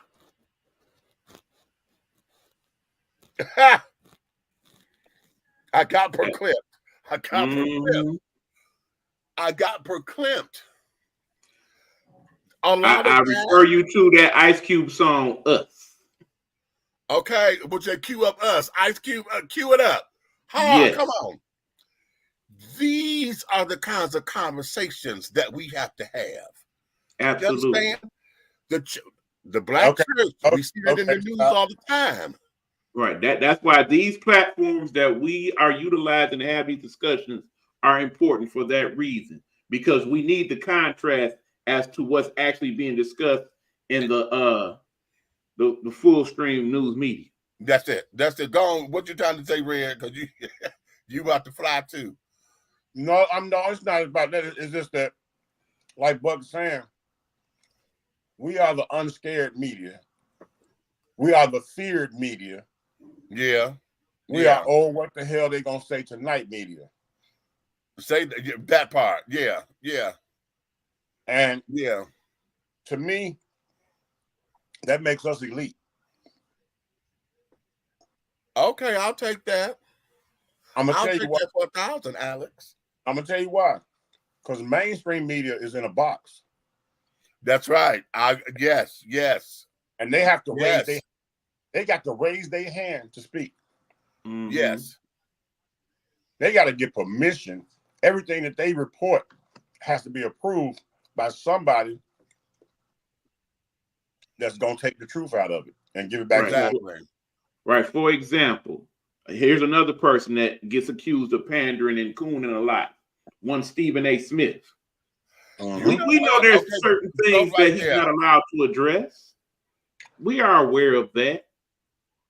He bypasses some of that with his podcast, but still there's certain things he's not allowed to speak on to the degree that he would like to. Right. Exactly. Y'all go ahead and talk. I got to get some water. Go ahead. Look, keep going, Bug. Don't because Yeah, I like I got you. I mean, look at it like this, people. On the one hand, we have the people who have these platforms like the Breakfast Club and Stephen A. Smith and Club Shay Shay, so on and so forth. Right. The way they are utilizing those platforms, some people are not altogether happy with. But in the same token, because there are so few platforms for people of color to even express themselves in any way, shape, or form, we have to take it all in with a grain of salt. Okay, I'm really liking some of these comments, so I'm going to address them. Mitch can post them later here. Hugh Lee checking in. What up, Hugh? Y'all definitely don't want that bleach on the rock Agent Orange was trying to serve us. No, we do not. Shy is saying, no, it's not a gay agenda. It's being blamed on that. They all need a jacket. Listen, these politicians are trying to use every minority possible to decoy their demonic ways. What I like about people in Canada, they are more, they seem to be more self-aware of what's going on, not only in Canada itself, but in our society. It's a darn shame that there are people that I talk to in Canada that seem to be more learned about what really goes on in terms of our politics, our economy than we do. And they don't even live here. That's because they're trying to learn what not to do. Right. And to be honest, as a Black conservative, Shy goes on to say, I generally love gays. I feel the world would be a lie without them. But I don't think forcing so much sex into education in grade schools is confusing. We simply just need to be real. Oh, Haji is checking in. Yep. Those agenda fights are just plantation fashion fights. We want those arguments to be mean something, but they bear no weight or follow through. Interesting comment, sir. Jay Henry back in. We have allowed ourselves to be socially engineered and have so much of a desire to be accepted. Our worst mistake was integration, which really weaponized and covert segregation of the Black community. Yes. I mean, because as you know, if you do your homework and learn your culture and what have you, there were several cities, Detroit being one of them, that had a very sprawling and vibrant Black population with several businesses and all types of things. But as time went on, because we became the enemy of we allowed them to take from us. And now that we have the opportunities to build back, we are too concerned with, well, if I get that, then he got to have. Well, How come he get that and I don't have? And so on and so forth. I mean, think about this for a minute, people. The 4 major sports here in America: football, basketball, baseball, hockey. Obviously, take hockey out of that mix. Pimping. I say take baseball. Just go with football and basketball alone. The vast majority of the players in the NFL and NBA, economically, if they pool together financially, think about some of the things they could accomplish in our Black communities. Hell, I can name just 3 people from that, between that and the entertainment, media, sports. I can name 3 people that are doggone wipe the death of it off. I mean, just look at what LeBron James alone has done in his community at Akron. Yeah. Just that. Right. Have you all heard what's the comedian name? He always smiling. The Day dude. Mike Epps, how he bought back his block and such, yeah. You saw how he did that? Yeah, in Indianapolis. Yeah, he and his wife, they've been renovating them houses and stuff. Yeah. Bought back a lot and have their own formulation of regentification in the area that they come from. Right. Right. Remember, Mike Epps actually has invested in Detroit. The former, I forget what it was before, but now it is One Mike. It is his own comedy club that he has here in Detroit that is supposed to basically specialize in having local comics come on to open or, have their own showcases here in Detroit. Oh, that's hot. That's because, you know what? Because he's one of the few that understand that up-and-coming talent needs a platform. They need to be nurtured. Yeah. Where they're not ousted or overzealous. Like right now, there's so much talent in the music industry, from hip-hop all the way to jazz, blues, R&B. But these folks that have just done a plethora of things, got a basic bedroom just for their Grammys, are not allowing people to come in. They're not allowing the new talent to come through. Right. Right. You want to be 60. You want to be 60 years old spitting bars. Sit your ass down. The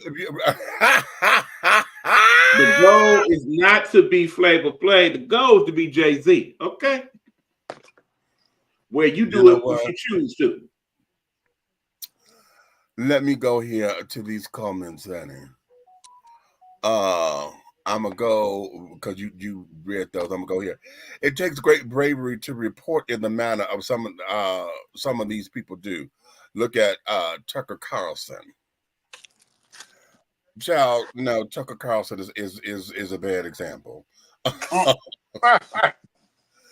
I'm sorry, baby. Tucker Carlson is a bad example. I think I kind of get her point with that. I got it. Tucker Carlson is awful people, but he is the one who talks to the people that we would not talk to. This is true, but at the same time, and as much as I hate it, we do need to know what their mindset is. I was just going to say that. Get up out of my head. Keep your enemies closer, flat out. I was just about to say that. Keep your enemies closer. As far as understanding, because listen, and I've done this, and this is about to be a subject matter, because my nephew got to asking me about he has saw a satanic Bible, right, in the bookstore, and he was scared of it and carrying on. I said, "What you scared of?"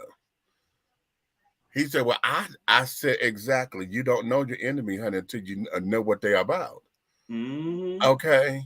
That's why I encourage people to every now and then turn on Stupid Fox just to see what they saying. You have to, and that's the whole thing. On my Sirius XM, I have programmed in there CNN, MSNBC, and Fox News, and I go back and forth through them all day.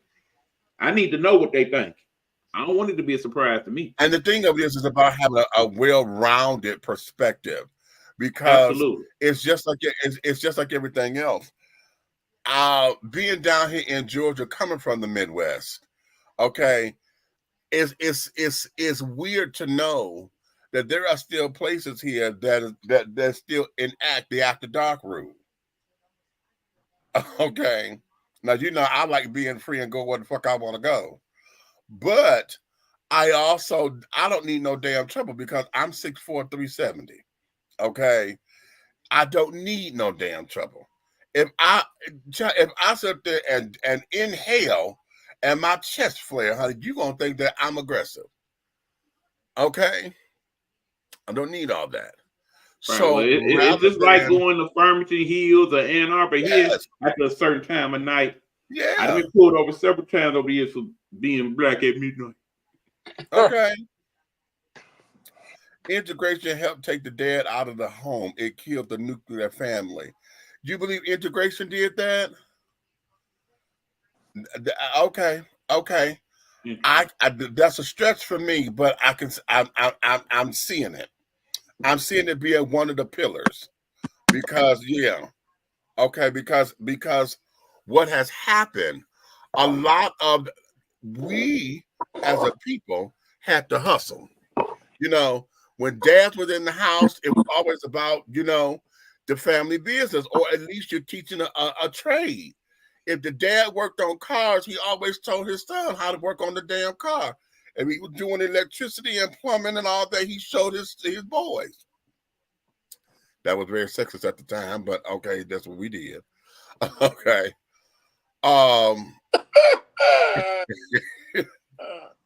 Good. But that's what it was. So then when integration got into place, now all of a sudden the hustle wasn't the hustle anymore. Because instead of you taking your TV down here, y'all ever watch Good Times when James was fixing everybody's TVs and shit? But instead of you taking it over here to James, now you integrated. So you decide to take your TV down here to Bob Mart or whatever. Zenith. And right. Okay. And instead of fixing the damn TV, he showed you how to get a brand new one. And you get it on payment installments. Okay. They put $2 down and pay $2 every month. Yeah, it's the original affirm. Okay. So a lot of that case. So now here, look at it now. We don't even have picture tubes in the TV no more. Everything is a flat screen now. Yep. You know what I'm saying? So the technology. So in addition to that, you know, and then a lot of that kind of stuff started to move out and move away. Then the technology started advancing. When the technology advanced, all the old cats, honey, shit, they didn't know nothing about it. So what did they do? Shit, now they ain't got no fucking hustle. Unless they did something damn illegal. Okay. So I see where he's going. Yeah, it's part of the pillars. It became a step. It was the stepping stone that took you here, to where then it just started to crumble everything. Okay, it started to crumble everything. Okay. Where we at? Okay. She said, good. Okay. That's why I'm using my platform to break new talent. Okay. Say that, Jay. He went to Russia. Okay, that was cute for him, honey. And as you know, I never saw him as a journalist. He was just somebody who just went to go cover a story, not necessarily a journalist. But again, as Buck said, he was willing to go do some of the things that the average person wasn't doing. But then he's also making television on top of it. See, that was the stunt. That was the shtick. Right. You know what I'm saying? Right. Exactly. Remember, when all is said and done, the people on network television, first and foremost, get money. Okay. Reporting the news is secondary. We don't have to like anybody, but I need the real raw reporting. Okay, I feel you on that. I agree, because anyone who is completely partisan is very misguided, uninformed, and closed-minded. Say that. Exactly. I can see it. Even women felt the need to fight to earn, and now look, we can't even survive. How about that? Okay. It was part of it. I wish I could fully explain. I believe the Civil Rights Act that was passed killed us. What was passed was not Dr. King's original vision. Okay. After the Civil Rights Act, our community was deindustrialized and jobs left. Then they gave our women welfare, which was a check to keep the man out of the house. Now that there. Okay, now I always got to point out when we get to talking about welfare, 62% of all individuals on welfare in the United States do not look like us. This is They true. are Caucasian from the island of Caucasus. Hey, would you please give out that statistic again? I am having that argument. Over 62% of all individuals on welfare are people that do not look like us. Do you honestly think that they would allow an institution that would help us to capitalize and come up, so to speak, be made for primarily us? Do you think that would have passed? Keep in mind, welfare goes back to what, the 50s and 60s. Right. You think if we were the people that were the sole beneficiaries of that would be allowed? That's why they don't like it. But here's where it is. But what has happened is that when our Ivory counterparts was able to get welfare, number one, they kept it private. Number two, their husbands were the ones to get it. Because as a family unit, the check and shit came in the husband's name. Right. Because remember, going back to when they allowed women to vote, the only people that were allowed to vote previous to that were not people of color, not women. They were the male home or property owners. And that still went as far as some of the other laws that were passed until they changed that in the late 60s and 70s. Right. Just like how when you talk about child support, it is supposed to be so that the child can live in the manner which the male is capable of affording. Right. Or if you have a computer, you took it to a Geek Squad, they ruin your computer, argue over the process while selling you a new laptop. This made my cousin Rodney a millionaire fixing unhappy Geek Squad victims. You know what? Yeah. And understand that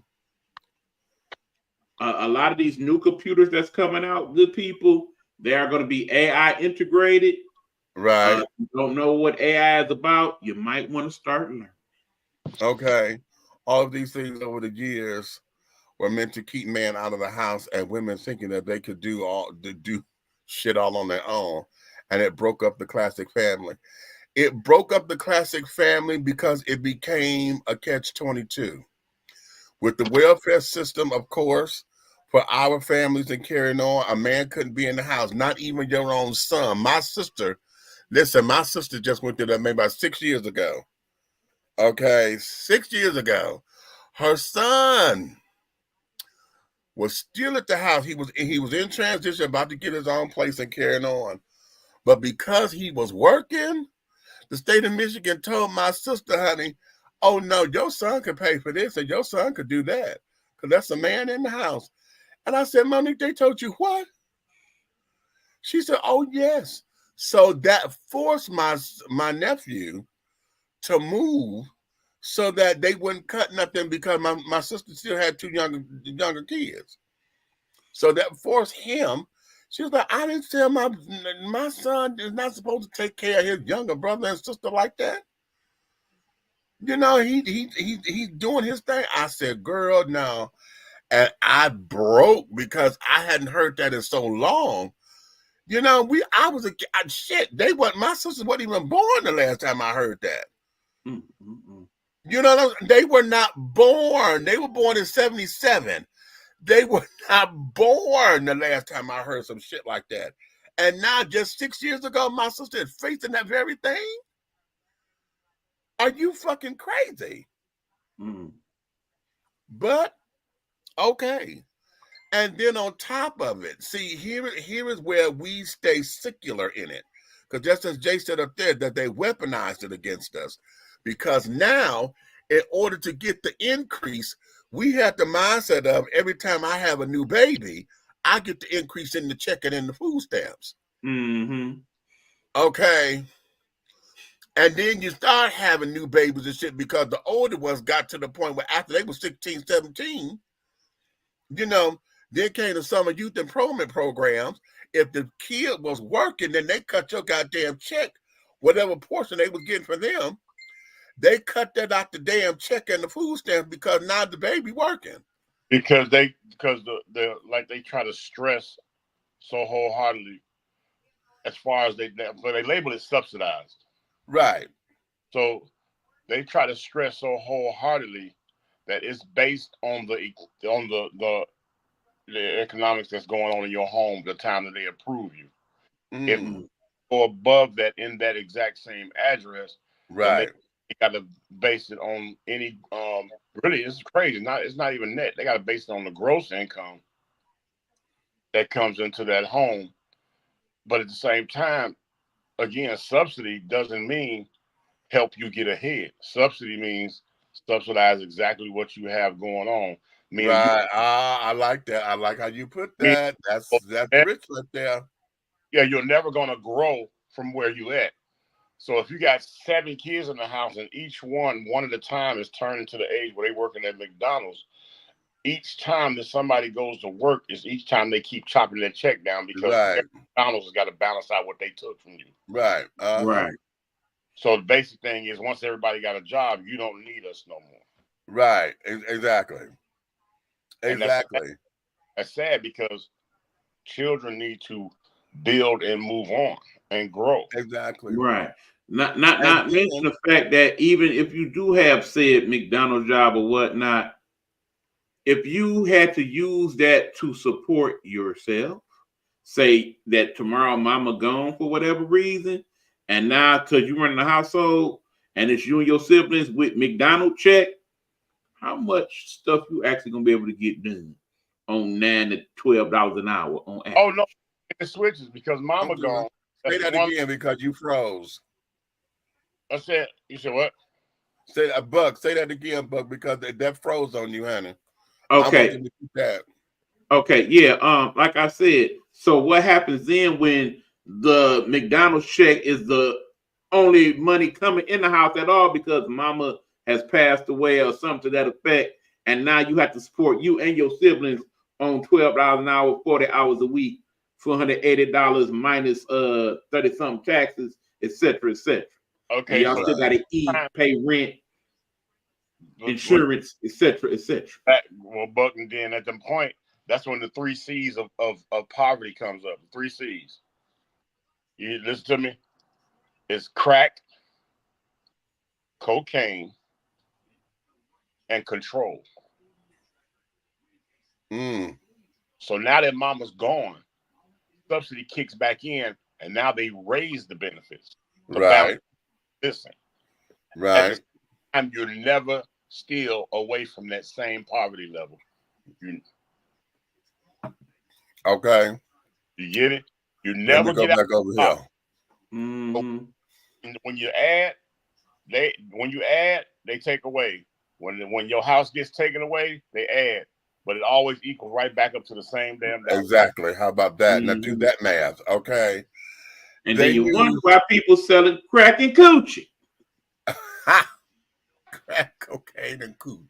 Okay. Right, but today, brother, crack and the cocaine, really, you work for the government as a drug dealer. Right. Okay. Right. They literally got so much of that stuff that come in. They have 10 trucks full of cocaine come through, right? 9 trucks make it. 1 get busted, the sacrificial truck, to make the news to look like the doggone entities are doing their job, while the other ones are distributed throughout the urban communities. Right. Making the urban community think that that's the way to get ahead of subsidized living. Right. So thus, now we gambling on, okay, we're going to get these dummies this right here. They're going to get out there. They're going to make this money. They're going to go out and buy all the dumbass Cadillacs and Lincolns and doggone extravagant furniture, buying all that stuff. They're paying taxes on it. We're making money. Mm-hmm. You feel me? Okay. Money off them buying the big dope. We're making money off them buying up everything because they're going to go shopping. They're not going to invest. Uh-huh. Right. So my concern is, what if they bump their head one day and do give us reparations? What we gonna do with that money for real? The Cadillac dealer and doggone Indian jewelry man are going to be. You seen that episode of Chappelle show? It's gonna be just like that. Wait a minute, I'm rich, bitch. Right. They knew when they took the jobs that they knew the men would start to resort to crime to feed their families, which would allow them to start the prison pipeline, which then allow corporations to get free labor. Now, exactly. Okay, exactly. Welfare is about providing stores from preventing stores from getting overclaiming losses. Okay, the vanilla. Not the vanilla female vampires. You know what? Stop it. We're mad because they could no longer claim black folks' welfare checks. You saw in the movie The Help where the mothers would wheel the black maid to their daughter so she can get the black woman check. I know about this because some of my family members work for white folks. Wow. Okay. Hide the money and spend on black businesses only for a while. Maybe it's time to do that. Okay. Okay. Let me say something right quick. That's that 24-hour blackout I was talking about. Yep. There we go. It'll never happen because we can't come together as a people for 24. No. Did you know if the black community of the world don't one penny for 24 hours? Wait a minute. That represents over $60 trillion worth of money around the world. Let me tell you this. With people we know how to do it because we saw it done with Black Lives Matter. When George Floyd was killed, and we had motherfuckers over in the Philippines say, we here with black folks. When damn near every country in fucking on the continent of Africa, when that woman sat up there and said that we were standing with American black folks, okay, when she sat up there and got to doing her speech, I said, wait a minute, wait, what the hell just happened here? And I still don't believe that we really looked at that. We got so tied up, a distraction, we got so tied up with BLM, the corporation, okay, yes, all them follow the money, okay, because they fraudulent. And again, pandering, here we go, pandering or cooning, because the children got the pandering to, to the media about BLM doing this, and this, when Antifa, it wasn't, no, Antifa, not Antifa, because no, the other one. What's the other QAnon. one? QAnon. QAnon. That's them. When the QAnon folks was doing the shit and blaming it on Black Lives Matter. Okay? QAnon. But we got so distracted and disappointed. Now, again, I'm not going to erase the internalized cleaning on that. That comes separately. Okay? Because they know goddamn well that they were supposed to have cleaned up all that shit before it got to the media. Okay? Especially when the three women who started it, lesbian women,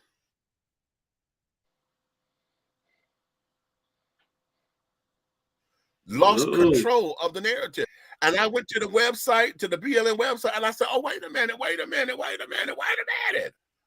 Y'all said this organization was about understanding and helping black men. Where is that in the motherfucking narrative? It was nothing about that in the narrative. Nothing about black men nowhere in their fucking narrative. I said, wait. The entire mission statement didn't even mention black men. Didn't mention nothing about black men in that goddamn mission statement. That's what I got. I need to go pull that episode up because I was pissed as shit.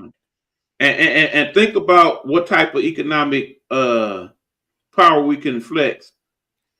Y'all remember this country called South Africa? Remember when the call was to have them diversify their funds from certain companies to That's help right. end apartheid.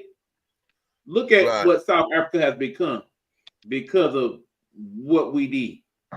If we could have that same mindset here for hell a month or two, think about what could happen. They'll be doing more than just changing the name of syrups and pancake mixes. Okay, don't you stop me. Don't you stop me with that, because you know we did that yesterday, and y'all know that shit pissed me the fuck off all day. I'm so mad at that bullshit because I'm like, we're focused on the wrong shit, pandering, and focused on the wrong shit. That part. The focus is not there. The focus, honey, we have become so distracted. We have let pitfalls or pit stops, rather, however you want to look at it, become destinations. We let the pit stop become, bitch, you supposed to only get some gas and make sure that your tire pressures are right. Okay? Maybe a couple of snacks. Okay? At the vending machine or whatever, get your ass on down the road. This is the pit stop. Yes, it's gorgeous. Let the kids come out and play for a minute, honey. You got to stretch your legs. But we got to get back in this car and get on the road. Y'all done brought the damn tents and shit that made the pit stop tent city. Y'all now want to live out in the goddamn woods and shit. Ain't that, if you don't quit. Okay, out in the wilderness. Out in the wilderness because we got distracted. All of us have gotten distracted in the way. And then those of us who are trying or wanting or believing that we can still do this as a collective, most of us don't have the resources to do it. We scraping. Let me tell you something. Why we don't have? Say that again. That broke up. Say it again. I'm saying, why don't we have the resources when every other Saturday when a new Jordan comes out, that man makes $70 million? Okay, wait a minute. You were trying to run me from the damn screen. No, you ain't. I ain't looking at you. That part. I'm just looking at you. That part there. I'm not looking at you. Then, okay, here's the thing. Yeah, we are the second biggest minority here in America. Yeah, you heard what I said. The second. Let's talk about the real biggest minority at this point. Are people that are from the Hispanic community. Look how they move and some of the things they are doing. I mean, here in Detroit, for example, as a collective, they have changed the whole landscape of Southwest Detroit and what it looks like and how it is set up. How can they, when they only been here for slightly more than 50 years as a community here in Detroit, come together as a collective and get done what they've done? But here we are, having been here since hell, like the 20s here in Detroit, and we don't own but like 10% of this entire city that is predominantly black. I'm gonna show you know why? Because again, we are the color red and flashy things. We're distracted. When we had businesses and they came and threw us money, and because we got tired and or it was too much for us, we sold out. I'm still mad at Barton Cable. Yeah. I'm still mad at Barton Cable. I'm mad at Michael Jackson. Okay. You know what? You remember? I gave him a caveat. Okay. I gave him a caveat because it was either all or nothing. And they went up in there knowing that deal. They went in there, the city of Detroit and all the other people, they knew what the hell that deal was and knew exactly what was coming up. They tried to backdoor their way in on some fuck shit. Okay? And that's what made, because he was about to child, we really had Neverland in Detroit. And Canada, for that matter. Yes. Honey. Michael was going to be the next Walt Disney. Yes. He was on his way to doing that. Right. Okay. Well, let's not even get into that, because then we got to talk about what really happened to Dr. Cosby and possibly purchasing NBC and so on and so forth. Well, you know what? Listen, and I still stand behind that. Okay. Again, stand up with Pandering or Cooning. Okay. Because they sat there and pandered all of that information about him. They pandered all these people. They done paid off all these people to come forth and this, that, and the other. I don't give a damn what was true and what was not. They paid them folks to come forth. Okay? They paid Gloria Allred, honey, Allred. They paid that bitch significantly. Okay, to take on these cases, quote unquote, pro bono, bitch, for real? For real. Because you're trying to okay, and then I don't even want to get into the whole argument of Dr. Cosby is a doctor of education, not a doctor of medicine. Right. If this is the method in which he did these things, who did he learn it from? Think about who his circle was back in the day. Hello. Exactly. So a lot of that, and even not, okay, then you know what? Let's learn this. Let's go here. Let's go here. Why is it now that all of our elite Black folks who have the major resources, okay, why is it now that we so busy focused on Illuminati shit with them, when back in the day it was about the Godfather, Kano, because Sinatra was the king.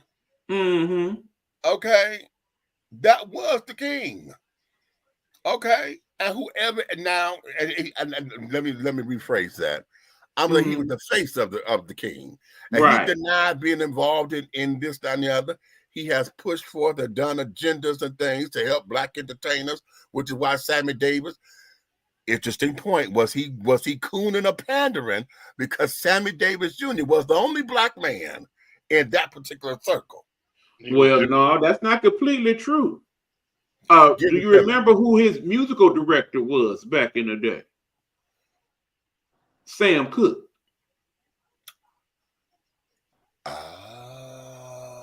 I forgot about that. And then Sam Cooke was the one who started playing the major white club, the Cotton Club, and that's right. I forgot the about Copacabana that. and such. Yeah. And then soon after his demise, and because Quincy came the next. Quincy came in, but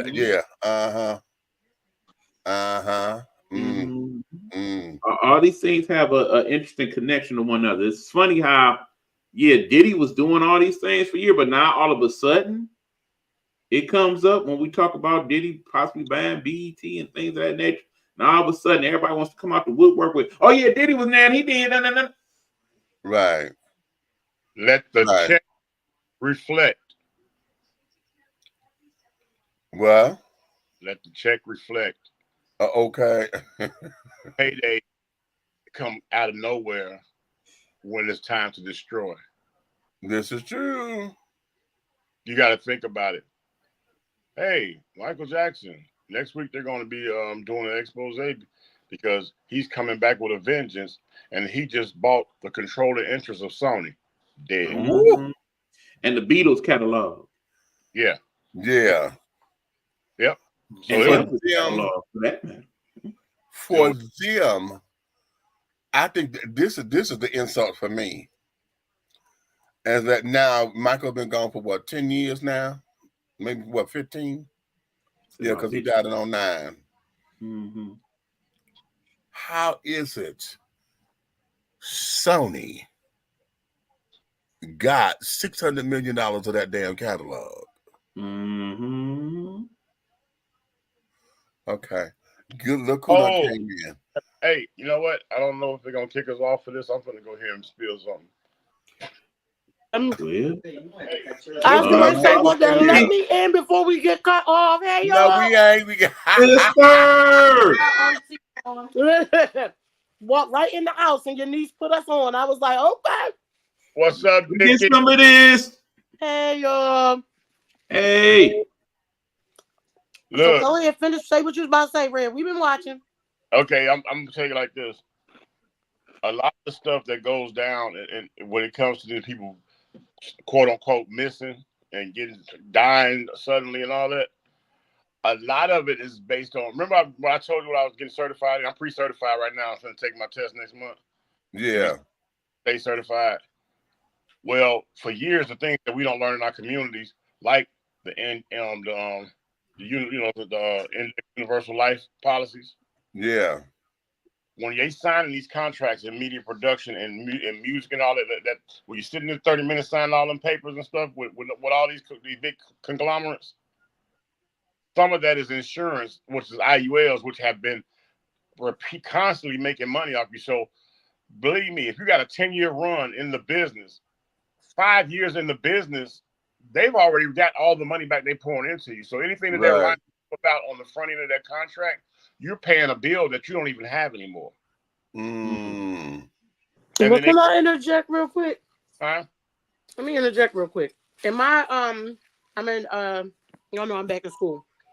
Why was my discussion board this week about the industry talking about how people's even contracts way back in 18 something recording contracts still getting jerked back then, getting jerked way back then. Yeah. And I had wrote something about like, and when they get what they want out of you, then somehow your name gets defiled. It's just like y'all was just talking about Diddy and all of them. Or when you're trying to be bigger than what they want you to be, they're like, hold on. Listen. Actually, once they can't control you, it's time to cash your policy out. Exactly. Right. Listen, that's why happened. It's called white supremacy. Mm-hmm. Supremacy means I didn't say you can't have. You just can't have what I got. That part. You can get a little bit. You can have a little bit. You can have. But if I'm here, you bet you ain't getting them. You here. It's the difference between being rich and wealthy. Exactly. That part. Exactly. Shaq is rich. Exactly. The people Shaq work for. I want you to go get the guest room together for our guests, so we can put them up in the bedroom up there, and in the house right here. Whose house? Right. Y'all did me now. Before I got in here, did me tell y'all who I seen in the airport today? I have not. No. Who? Miss Candace. As in Candace Owens? As in, yes. As in, I got so mad because remember last time, a long time ago, we talked about her. I said, if I see her in real life, I think I'm going to slap her. I see her, I look at her, and I said, oh, Candace? And you could tell she was trying not to be because she had a little baseball cap and shit on. Oh, wow. I pointed to Keisha. I said, Keisha, look right there because I had to go meet a flight. So she texted me. She was like, Mom, that person looked familiar. I said, that's that goddamn Candace Owens. She started cracking up. I said, didn't I say I wanted to slap her ass? I said, now I'm all at work. I can't slap her because now I'm going to catch a damn federal charge. Y'all was so mad. Because she one of them ones that be right with that stupid shit too. I don't even understand how that works. It gets me so upset.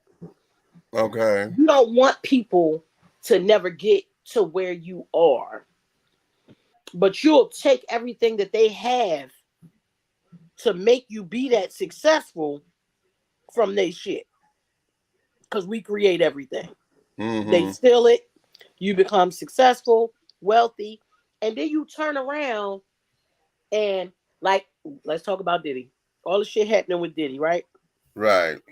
All you MFers, them big wigs and everything, y'all was there for that shit too. But every now and then we need a scapegoat. Y'all know I ain't the biggest R. Kelly fan. I think he's damn, However, I do believe the shit that y'all did and when y'all did it was effed up. Every time you say, like you said, when you start getting one place and they feel like you getting a little bit closer to where they are, oh, now Right. everything that you've done that they've probably led you to do, now they turning it all against you. I go to the whole Epstein Island thing. Right. Remember months ago when they talked about, we have the documents now of people on the booking list and whatnot. Funny how that never came out into public light. All right. Right. Did y'all watch the Nickelodeon documentary? I've not seen it, but I am gonna watch it. I need for y'all to watch both parts or 3 parts, whatever it is. I need to see that. I haven't watched that yet. I watched it. I want to get into that. But I got to see one of them things, sweeping the things under the rug. Yeah. Wealthy, wait a minute. The one clip that I saw, that was a part of the program. Mm-hmm. Well, it was 2. One being, and maybe it's the same thing. The boy, he said, "I feel like in this costume that I have a the little black boy on me," and they said something else, and I was like, "Did that just come out of his mouth?" Yeah, and this is supposed to be and they not allowed. This is the thing. That's what y'all gonna see when y'all see it. How the mind of the showrunner man who made all those famous shows, his mind. Now he was never one of, as far as what we know, nobody accused him of physically misbehavior, but his mind, all of that shit that they had them doing, being in the cars when they getting squirted in the face, and all of this. Watch when y'all see it, they're gonna be saying, "Oh shit, I didn't realize then that was a cum shot." Hello, yes, of course. That man was really. He was in his mind. He was just weird. I don't know if he, like I said, I don't know if he actually did something to any of them children, but I know a couple years ago, I think it's 2017 or 19. They he's gonna say they parted ways, but they let him go because of the other actual pedophiles and stuff that was on there. But here's the thing: one of the actual pedophiles that was on there, they had like how many letters? Oh no, Cole, you wasn't here when I was watching it. It was like over 30 letters that went to the judge to say, "Oh, he's not that kind of person. Please grant him leniency," and all that. And I'm like, did they write these letters before they went to court? And maybe they didn't hear all the shit that came out in court, or how he brutally abused somebody. Wow. Kids. But guess what? He didn't get that much time, and he got hired at Disney. Of course. Of course. They hired him at Disney. Of course. The other man that was messing with the kids, y'all, they all go over his house one day, right? And he got one of those rooms with like the old memorabilia, toys, comics, and everything like that, right? Right. They say they look over and see this portrait of a clown, and it just looked out of place with all the rest of the stuff. And somebody asked them about it. They said this man got so excited to tell them that was a picture painted by John Wayne Gacy, who sent it to him. He had a stack full of letters. This nigga was pen pals with the damn serial killer. And was proud to tell everybody. Good evening, Louise. I said, but all of this stuff just getting swept under the rug and swept under the rug. All of it. The clip that they showed with the same little boy, they had what they covered him in peanut butter, had the dogs licking it off. Had the dogs licking it off. He said it felt nasty. He said, like, I don't like this. What happened he said, was, no, I don't like this. They didn't let the parents be around them. They had them in other rooms. Ain't no goddamn way. Now the one, if y'all remember that show, the kids used to watch Drake and Josh. Y'all remember that show? Okay. Yeah, I think yeah. So Drake, that was the thinner one until the other one lost weight. Right. Drake, Nickelodeon, yeah. So Drake is the one who got really sexually abused over and over and over again. Now, what they were doing were driving wedges between these kids and their parents. Drake's dad, from the very beginning, said, "Keep my son away from him." He said he noticed something. He said, "I didn't know what it was, but I knew it was something. So he drove the wedge between them to where Drake went back to live with his mom. The dad said, the only thing I asked, he said, I turned over everything, all the paperwork, all the, the ages, everything that he needed so that she could keep him being successful. He said, I asked her to do one thing. Keep my son away from that man. Do never let him be alone with him. Something ain't right with him. The mom ain't listen. When I tell you that boy got abused over and over and over and over and over again, she let him spend the night at the house. Like, and the court documents, when they pulled out the court documents for what it said he did to him, violently. And when he called his father to say, Dad, they got him, his dad still didn't know that his son had been abused. His father said, well, thank God they got him before he got his hands on you. Can you imagine? Because now I'm sitting here like, well, damn, when did the dad find out? Like, the dad was on this thing crying. Because it's like, he felt like, well, at least he ain't get my son. We was conscious enough to keep my son away from that the whole time. He let his son out of his damn sights. The mom, I guess she probably, they was divorced. So I guess she probably said, he don't know what he talking about. And the mom ain't had no car. So the man would offer to drive, come pick him up, spend the night and everything. This man was calling him like he was really his man so much that the boy had a girlfriend. He at the girlfriend house. He called that boy's cell phone over and again, started calling the house phone to where he said, my girlfriend's mother took me in the kitchen, closed the door and said, what's really going on? Tell me what's going on. And she took him to a therapist the next day. Wow. Baby. Mercy. But look, you'll lock up all ours. Listen, again, pandering or cooning? Or is pandering better than cooning? Ooh. Okay. Are they the same thing or is pandering better than? See, again, when we talk about narratives, okay, we watch political campaigns. Now, political campaigns, that's pandering. Yeah. You're trying to sit down here and get folks to do your votes and this, that, and the other, blah, blah, blah. And I will say this. I learned so much on my political run. And I didn't have the money. I didn't have the team. I didn't have what I needed to get me over the threshold. But I just discovered something too that says, man, I'm capable of doing the job, I don't know if I'm ready in that regard. Because here's the thing. Dealing with the people, and now what we're dealing with here in College Park, dealing with these folks, and I learned that on the campaign trail, those same people that love me and they kiki and ha-ha and oh, Demetrius, yes, and rah every time I spoke, they gave their support to somebody else. Right.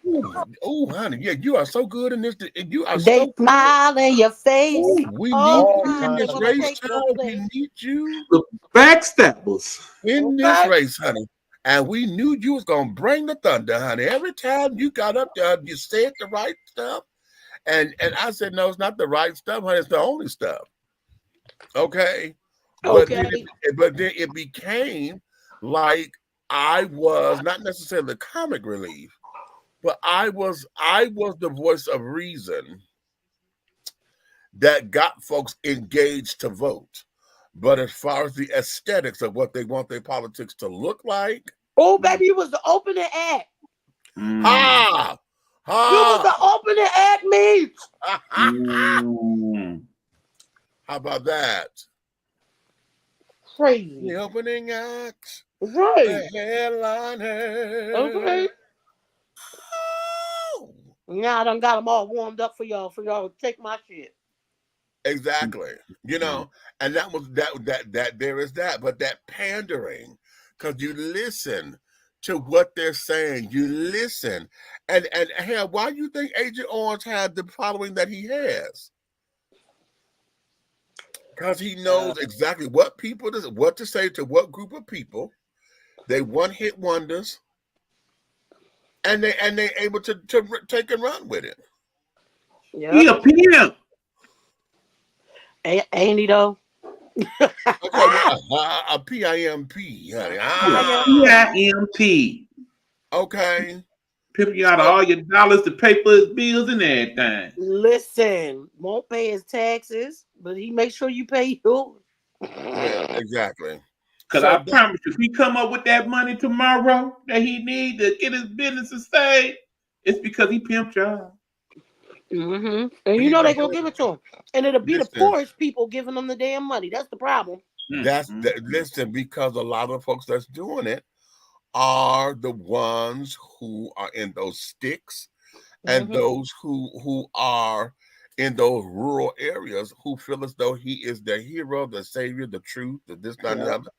You got black folks who feel as though he's the best thing for black businesses and black economics. And he gave us 2 checks. Yup, and they really believe that. That's the funny part. They really believe that he was. His name was on them checks. That was all him. Listen, I still want to hear. I need for black businesses to show me how they survived and thrived. Let me say that, how they thrived up under a Trump administration. Because all I'm hearing is, when Trump was in office, we had money. It was called the stimulus check, bitch. Yeah, Trump ain't give y'all that motherfucking money. They printed some money because we needed to stimulate the economy. Right. Exactly. Y'all got extra money. You got the emergency damn unemployment benefits and carrying on, honey. Right. Extra $300 a week, bitch. It was lovely. Okay. All of us were sitting up there getting all y'all scamming asses, they got them PPP loans. Okay. And they do the right thing. You could at least. I did do the right thing, but listen. Those of y'all who sit up there, we even got stimulus stamps, bitch, and y'all sit up there eating crab legs and shit for real. Y'all went up and got lobster for real because you were able to do it. Now y'all know I'm one of them. I'm one of them. You give me some food stamps, I'm definitely going to go get me some crab legs. Okay. But let's say this. Put a caveat on that. That's not foreign to your diet. Right. That's true. That's not out of your character. That's true. You know what I'm saying? Y'all know I'm a Philly girl whole and heart. They tell you want to keep a Philly girl happy, keep her hair done, and make sure she got crab legs. Okay, that there is something that you do. We know damn well most of these folks don't only go to crab legs, only eat crab legs when they can go to damn buffet. The buffet. And they get them because it's all you can eat. Or during tax baller season. Yeah. Okay. You understand? So here we go. So that there, when I need to hear that from black-owned business, I got DC texted me, and he said that I'm going to read his text because I asked him. He called Candace Owens an advocate for black folks, and I said, "Okay, please explain." And he said Candace advocates for blacks to break away from both parties and be more collaborative, collective. A more collaborative, collective community. She advocates for that, and I'm like, okay, I'm gonna put a pin there because I need to because I don't think sometimes I get mad when she actually makes sense. We all do because we want to hate her. She really does make sense in some of the things she says, but when she say them few messed up things, it make you want to knock the hell out of her. I know, but I really feel like part of that is her agenda to keep the money flowing in her pockets. Exactly. Because listen, we are when Stacey Dash sat up there and said this shit that she did. Okay, I don't think there should be a BET. Okay. What is that? That's racist and It is, because at the end of the day, if they showed us more and more inclusivity, we wouldn't need a damn BET. We wouldn't need it, and that's the whole point. Right. And the sad part is we as a community don't value BET enough because, again, when we get to crying about, oh, the Grammys do us wrong, the Oscars do us wrong. Yeah, why the hell do you care? Because we got the BET awards, and most of the motherfuckers won't even show up. That part. Right. So then you give leeway for the people to be able to talk shit about the BET Hip Hop Awards because they get real ratchet. But guess what? Them hip hop artists show the fuck up.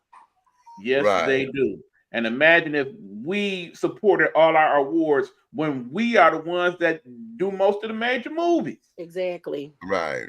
If Denzel and Beyonce and all them in the same place in one night, you think it ain't gonna get no news coverage? Exactly. It'll be on Extra and TMZ and everything else that next day too. And look, I know y'all probably talked about this a couple weeks ago, but y'all, and I'm not in the Beehive or nothing like that, but I am living for this country music, and only because it's making them crazy. I promise you, I know every word to Texas Hold'em, and I love 16 carriages too. Listen, I tell you. listen. I seen a man with a y'all gotta forgive me. Y'all know I ain't got no damn sense. I seen a man that had a cowboy hat and stuff on yesterday in the airport. It wasn't just regular. It just looked like he was racist. So my ignorant ass, it was like me, a couple of my coworkers. I said, this ain't Texas. They can't hold them. So let's go down. I was like, park your Lexus and throw your keys up. I sure did. I started singing the whole fucking thing. You got to understand, if it's properly set up, this could be the biggest album any African American person has had since Lauryn Hill. Yes. Baby, at the end of the day, I'm here to support real funk and real R&B. Hey, listen, all right, we already talked about before when Bo Duke had to say what he had to say. Right. But how dare you call Blue Ivy's mom a dog on Blue Ivy's internet? Did you get on there and say that woman is like a dog trying to mark her territory? Do you forget where country music come from? Right. So this is my thing. The only thing I had to say, and it's not negative, is just, okay, it took Beyonce to do it for them to get their panties in a bunch, because K. Michelle's country shit is popping. Shit is lovely. Okay? And it flows so easy because we forget K. Michelle got her scholarship on a fucking yodeling. She went to school on a yodeling scholarship. When she came to music, they turned her into the R&B stuff. She had been wanting to do the country. So now I'm like, okay, is this going to open the door a little bit more for her and some other young black country artists and stuff out there? You know, you kind of overlook them until Beyonce did it. But what I didn't know was until the other day when I was doing my research for homework again, when she performed that song with the Dixie Chicks, I don't give a fuck if they changed their name. Bitch, y'all named yourself that. That's who the fuck y'all are. The Dixie Chicks. I didn't know. They said somebody from the audience said, get that black bitch off the stage. Yeah. Oh, wow. I said, what? Oh, yeah. Called from the audience. Get that black right. Knowing that a lot of our artists have Southern roots. How you gonna tell somebody that was born and raised in Houston they can't sing a country song, bitch? Exactly. And country music come from us just like every damn thing else do. Exactly. Like the country music if it wasn't for us. Have y'all forgot about people like Ray Charles? Right. All of them. I ain't see this big uproar. Red. Remember when Nelly did the song with what's his name? Tim McGraw. Tim McGraw. Yeah. I ain't see that big uproar about that. No. But because it was Beyonce, and y'all know Beyonce can come and shut your whole genre down. I'm gonna be honest though. I'm straight up. You niggas need to quit complaining, right? Let me tell you. Here he come, y'all. Here he go. I'm just saying, at the end of the day, these good white folks upset. Uncle Ruckus. Because damn, they had hockey and golf. We took it. Yep. Yeah, we did. That Tiger Woods, he's a good black man. Even though he got an overbite that looked like a grand piano, is he still black? Exactly. Sorry. But then couple of Asian, whatever you call his damn thing. He 2 years in a row. Mm-hmm. One poker champ ended up being a black man. Right. Well, listen, after the little boy in Alabama, we gonna take swimming too now. Not Black Aquaman. Yes, Aquaman. Aquaman. Man. Hey, but here's the funny part. what's that chick name that done had the baby popped out, came and ran circles around everybody? What was her name? What, the track girl? Yeah. She black. Oh, wait, what is her damn name? Sha'Carri Richardson. Sha'Carri Richardson, yeah. Now, this is what I was looking at when I seen her come back after having that baby, and then everybody like they were standing still. I was like, this don't make no sense. The dominance of our genes and DNA that's vested in this world, because when you go to the Special Olympics, do you that fast handicapped dude with the spring feet? Yeah. I don't remember. Yeah, I saw him. We the best. Even when we got disadvantages, we the best. Even when we have to Serena Williams won her last major while pregnant. Yeah, that part. Right. We have shortcomings. We have help. We show up, and when somebody finished their sport, we borrow their shoes and still prevail. Yes. Right. Remember the boys, Giannis and his brothers and shit, they was wearing the same sneakers to practice. Look at them now. Come on. Oh, y'all, AI was in the airport today, all drunk. Who? Allen Iverson. Allen Iverson. Allen Iverson was here not too long ago. Yo, he's in Detroit. I'm tickled by that commercial. Y'all saw the commercial with him, Kevin Hart, and Steph Curry. Yeah. He said, "Oh, we not talking about." He said, "We not talking about practice." Ken said, "No, we talk about cash back." He said, "Well, all right, cash back." Steph say, "Word." Look, every time this commercial falls out, and then all the time we got crazy Michael Blakeson in there looking like somebody's peacock and ostrich. That boy is a yeah, that's him and Cole got a video together what she was saying. Yeah, I seen that. But yeah, we take over everything. Look, them girls in gymnastics, because y'all know that's my sport, can't do the shit that Simone Biles do. So what do? They ban some of her moves. Yeah. You mad because you scared they gonna get hurt. Okay, well, they shouldn't be trying shit that Superwoman do because it ain't for you. You banned some shit because you're scared they're not going to be able to do it.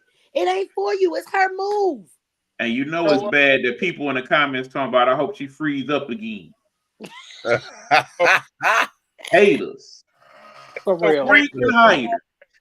It's so crazy. Like, okay. We even took over the culinary arts world, right? It's like Joe did. We got black, one female too. I cannot call her name. I've been seeing her trying to think her name, but she took over the French cuisine world and swept the in the French Riviera when they did the chef thing. Yeah. But what got me was she was black. Oh wow. And I was sitting there looking at them. I'm like, you upside down looking at TV. I was like, I said, they don't understand how major that is. I don't care what she cooked; it's what she accomplished. It was she accomplished to be able to stand there with the big dogs and let them know y'all can't do nothing with me. It's too much. She could have made hot dog casserole, bitch. Okay. Wait, that's another thing I saw. I was trying to read up on some stuff so that we can start making the videos. So I go and I find a documentary about the Food Network, right? Baby, I didn't know they had that many damn scandals. I knew about the Neelys. They was divorced when they was pretending to be all in love. I ain't give a shit. I was just happy they was on TV. Yeah, that would have been a better story that they divorced and they still working together. You could have kept that and kept it the truth. But did y'all know that Miss Ina, because I thought that lady was creepy anyway. Ina Garten. Yes. Do y'all so there was a child for the Make-A-Wish Foundation who asked to be able to meet her. Turned them down twice. Okay. What little kid want to meet Ina ass? Bitch, you ain't nobody breaking down no doors to meet you. That mean ass heifer said no for that child dying wish. Oh. Now, of course, they got with Paula. We all know Paula Deen scandal. But Giada was cheating all over the motherfucking place. Of course. Bobby, I didn't even catch this. I used to watch Iron Bobby Chef Flay? faithfully. Yes, Bobby Flay. Mhm. I used to watch Iron Chef faithfully every fucking week, and I did not catch this. Yeah. When they was doing the last season, that motherfucker had on a t-shirt that said, "This my last Iron Chef show." Okay. They was mad at him about that because nobody, hey, bro. I remember that. Yeah. Because nobody yeah. caught it. And nobody caught it, so it went on, and they couldn't get it off. Because how was they going to take that out unless they not show the whole episode? Right. Guy Fieri. Now he done made me mad because I love me some diners, drive-ins, and dives. This bastard's supposed to be homophobic and homophobic and male chauvinist. Oh, but yeah. Treating the women like shit. And then what's the other lady with the blonde spike hair, Red? Shit. Why you do that? I know he's okay. You know what I'm talking about? She got like the black. She looked like the woman Guy Fieri almost. Right. This bitch in there treating all the women bad that work under her. She has she got an issue, a film issue against them. Yeah. But Tally was stealing from all his people in the restaurants. Man, I was there. I felt like my whole soul was crushed. Food Network was my shit because it's like we know we can cook and then we can learn some new techniques and shit. Y'all, my whole soul was crushed. I said, well, fuck it, just throw the whole damn network away. It's all bloody rubbish. That's why I'm on Fox. Oh, and what's his name? What's the man that go in and Amberell, Red, Amberell. That's the lady name with the blonde hair. But what's the man? Michael Simon, whatever. Yeah, the one that come in and redo your restaurant and shit. Yeah. Talking about he was a culinary chef and every like executive chef for the royal household and all that shit. That nigga ain't never did it. Never. He lied his way into that goddamn network. Not on his resume nowhere. Nowhere. It's nowhere. He just lie. I watched some documentary or something. You know how they do them quick little shit. You know, me, I be catching little things and sending them to you. And they were like, Robert Irvine, yes. It was a meme saying which of these things do not belong here. Remember the whole school? Yeah. Which things do not belong here? Which of these things are counted? Oops, don't do it. And it was don't do it. They were going down the resume. Oh shit. Oh Lord.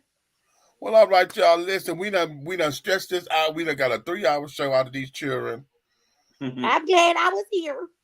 They did the same thing to Soraya Bonali, who was the figure skater. Yes. Yeah. Deducted points from her and she did it perfectly. Yes, they can't do it. I remember that. They can't do it. So they'll say it's outlawed because they can't do it. That's the one where I signed a Bayou one, I believe. I remember. The things like that, they don't believe we should be in them. Because remember back in the day, who we had that was black for gymnasts? Only Dominique Dawes.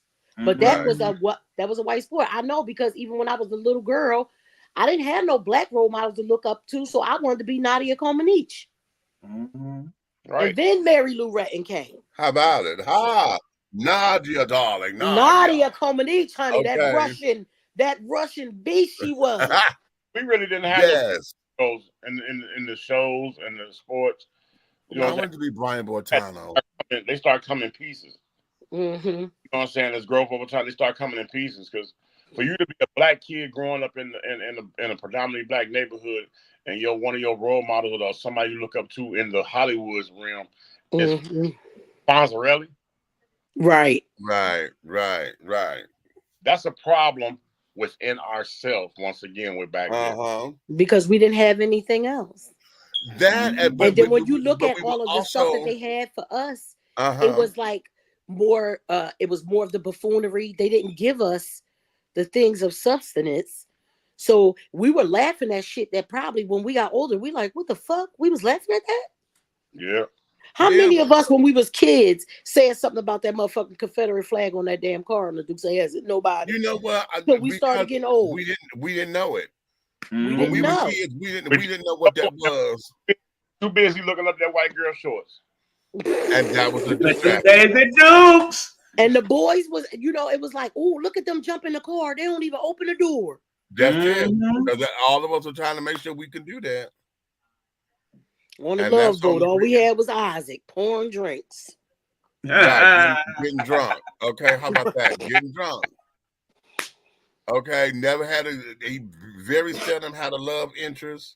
Right. They didn't want us to have that storyline, so all we knew was that crazy stuff. Had to put another black person on. That's when most of them shows just had that one black guy. It's always just one. Venus Flytrap on WKRP in Cincinnati. The My Squad in Cincinnati. As a matter of fact, so Fish with Ron Glass. Oh, Fish was my show too. Oh, there you go. Fish was my show. Because then Fish come on before Sanford and Son or something? Or after? I think he came on after, actually. Yep, I used to like Fish. Because what's that man name? No, not Fish. Fish was the spinoff. Yeah. Barney Miller. That was the Barney original. Miller. Barney Miller, honey. He came off from Barney Miller. Yes, honey, but of course, Ron Glass was everything, honey. Yep.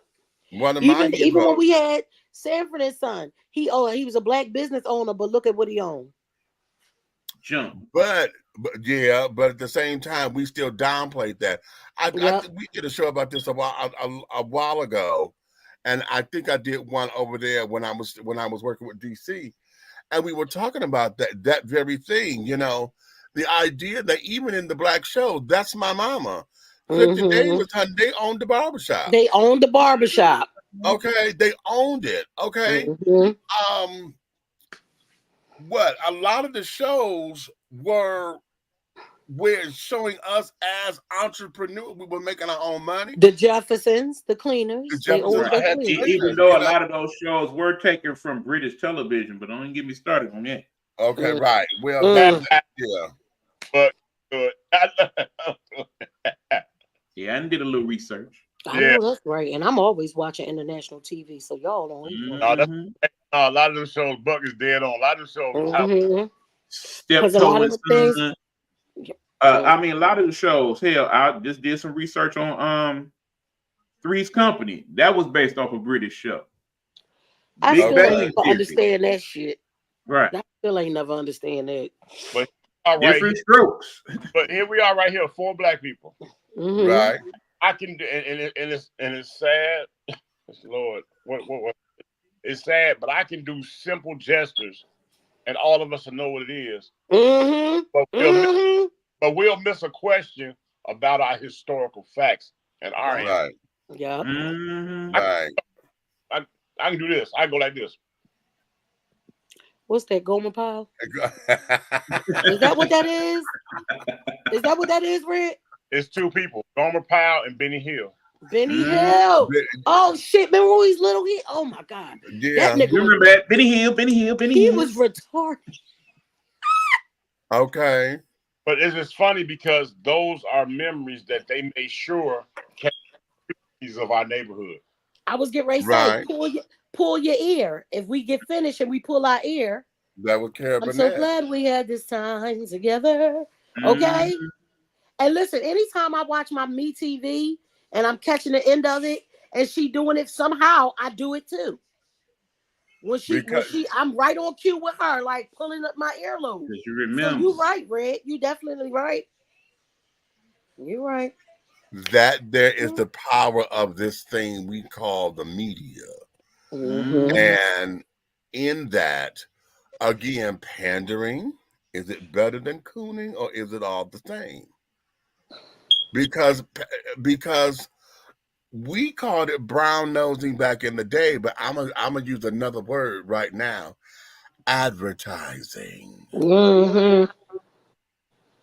Okay, advertising, because that's all that it is. When you're sitting up there thinking about it, pandering becomes advertising for whatever product you're trying to get me to sell, buy, whatever the case may be. And if you're sitting up there we consider pandering when you have the enemy's voices coming out of your mouth. Are you in agreement with that, or you're doing something because you're trying to get brownie points over there? You want them to like you or to put you in the club or whatever. But what's funny is pandering it would be what the palm color people say. Then when we do it, then it's cooning. Right. And there lies the difference. Look, it depends on who's doing and saying what. And there you have it. And that right there is where it is. Who doing and who's saying what. So a lot of times, and to tie all this up, a lot of times is most of the time it's not the message because you don't hear the message. You know, got caught up in the messenger. In the messenger, yes. Come on, me.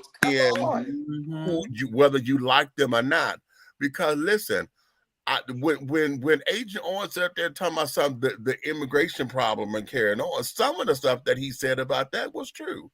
Because I've always said, listen, if you don't want them to come over here, stop hiring them. That's it. Because if you don't want them, listen, because who cleaning your house, watching your kids, and making your landscape look good? How about that? Here's the other thing. If you want them over here legally, make them pay for it, damn it. We pay for every goddamn thing. But here's the thing. How you going to make somebody pay for some shit you ain't even paid for? Well, how about that? You trying to do something with some shit. People coming in from across the border, this was they shit. Who is this, Buck? Oh, let me show this right quick. This was the other subject I wanted to talk to, if it allows me to do so. No, I could add it. I'm gonna add it up. But we begin tonight with a former teacher at a Taylor charter school who said she was fired because of her passion outside of the classroom. Thank you so much for joining us for 7 Action News at 6. I'm Carolyn Clifford. And I'm Mike Duffy. She's pursuing a rap career and says that a parent complained after seeing her videos online. 7 Action News reporter Darren Cunningham spoke with the former educator and reached out to the school to find out more about the issue. Nobody even knew I was a rapper until the parent kept continuously complaining. Motown baby going crazy like the 80s. Dominique Brown, whose rap name is Drippin' Honey, has been an educator for 7 years and started teaching history at Taylor Preparatory High School in August. But all of that came to an abrupt end months later, after she says a parent came across one of her rap videos. The first meeting that I had with the principal and the dean, they had told me that the parent wished to stay anonymous and she felt as if she didn't like my rap career and that I was a bad influence on the kids because I rap. She says she was fired in February because she's a rapper. Before the firing, around Thanksgiving, she says there were meetings and an ultimatum. My mind and my heart was telling me two things. I couldn't see myself giving up my other passion just because somebody didn't like it. And they said erase all your content. That was the ultimatum, erase all your content. I'm just respectfully, I can't do that. Brown acknowledges the profanity in her lyrics, but she says that has nothing to do with Taylor Prep and the positive impact she's had on her students and the community. Is it that they didn't like your rapper career, or was it that they didn't like necessarily the content? The meetings was so one-sided to where they only told me what somebody didn't like. They didn't tell me as if you did this wrong, you did that wrong.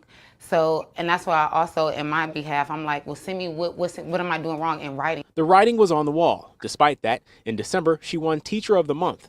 In February, on her last day, she created a music video with her students that has since gone viral. As a parent, we long for teachers who support our children and who inspire them. And she was one of those teachers. So really, truly disappointed. Christina Lynn says her son, an 11th grader, started a petition in support of Miss Brown, gathering over 200 student signatures.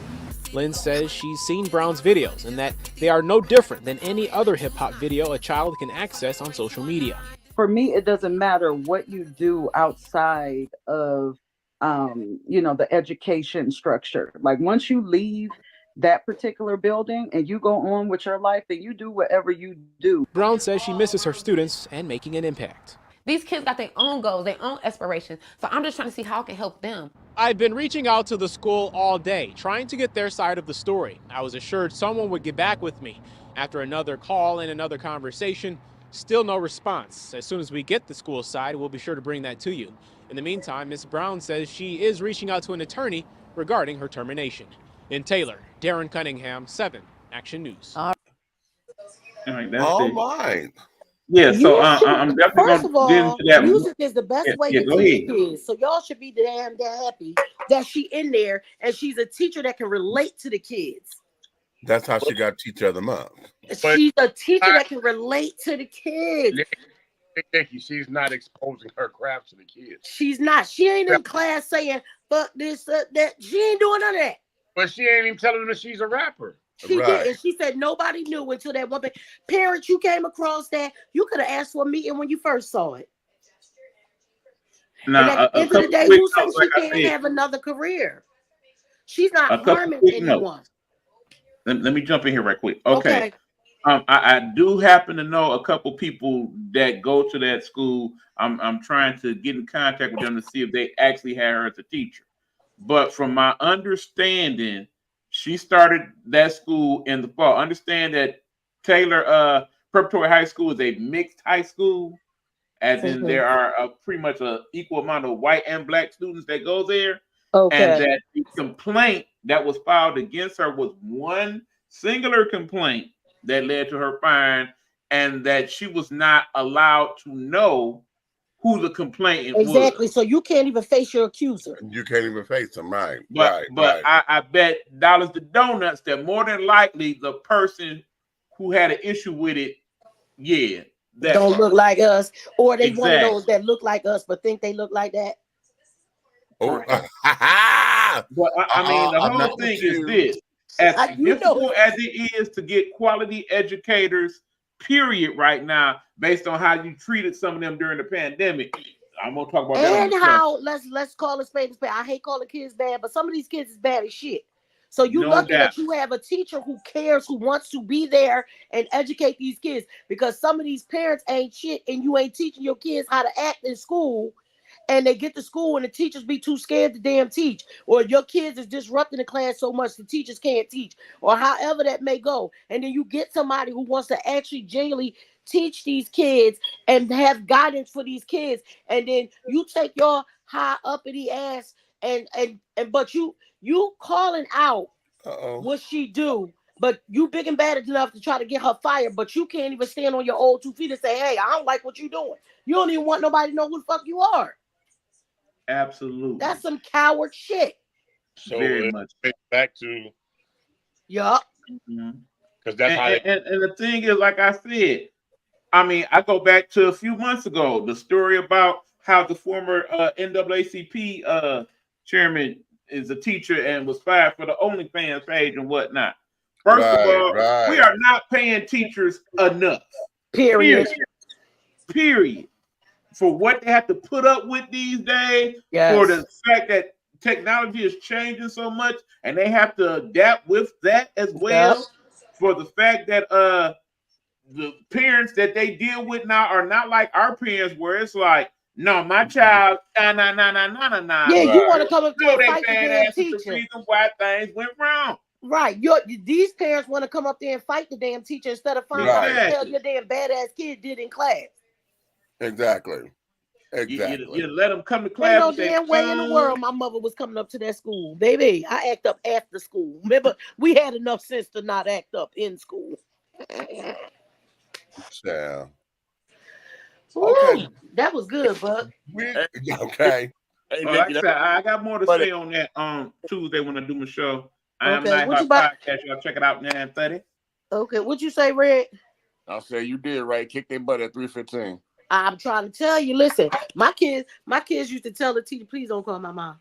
Molly told that teacher down there in Eagles Landing, listen, I do ISS. I do in school suspension. I take detention. Please don't call my mom. That lady called my house and said, thinking there's some kind of problem. I said, no, he told you right. If I'm embarrassed, you embarrassed. You want me to come up there and embarrass you? Because I'm going to feel embarrassed If I gotta come the fuck up there, I'm embarrassed. So if I'm embarrassed, I'm embarrassed, okay? I think the saying is, Nikki, you get wore out where you showed out. You better tell it, Buck.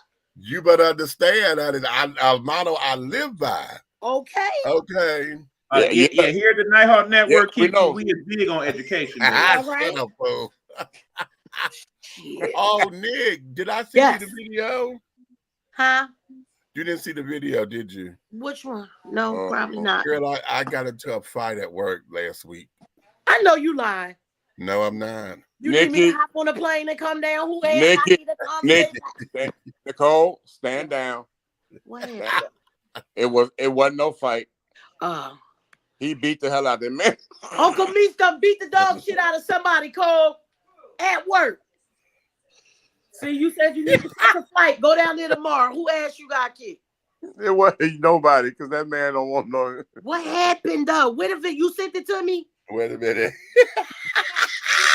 Uncle Meester, did you see the video? No. Lord. No, hold on. Look, Cole told me I want to see it. Cole said I know Uncle Meester whooped that man. Hey, Nikki. I'm trying right now to make a meme out of it. I'm gonna do a voiceover on it. Oh Lord.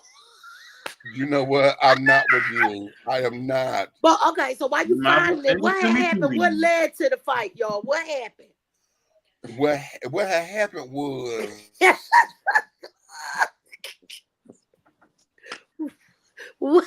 vape like you got dealt with.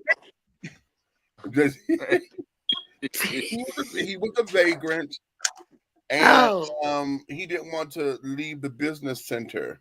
Okay. So I went over, I go over like I do. Hey, how are you? And I asked him, I said, are you a guest with us? And he said, well, yeah. I'm down here waiting on my family because they got my keys and all that. But I got my iPad over there. I'm charging it up because it went dead on me. But yeah, they'll be back soon. I said, okay. Well, what room are you in? Oh, no, don't worry about all that. Because they paid for the room. I gave them the money. So it's my room. They just got the keys. I said, well, what room is it? And he says, I think it's something like 317 or something like that. 317 or something like that. And I said, or something like that. I said, okay, baby, wait a minute. I said, everything that you just said ain't making sense because there's no way that you gonna tell me that you gave somebody money to pay for a room and you don't have a key. That ain't making sense. Okay. I said, so I ain't going nowhere. Oh. Okay. Sir, you're not a guest and you need to leave the premises. And you ain't nothing but a soft young motherfucker.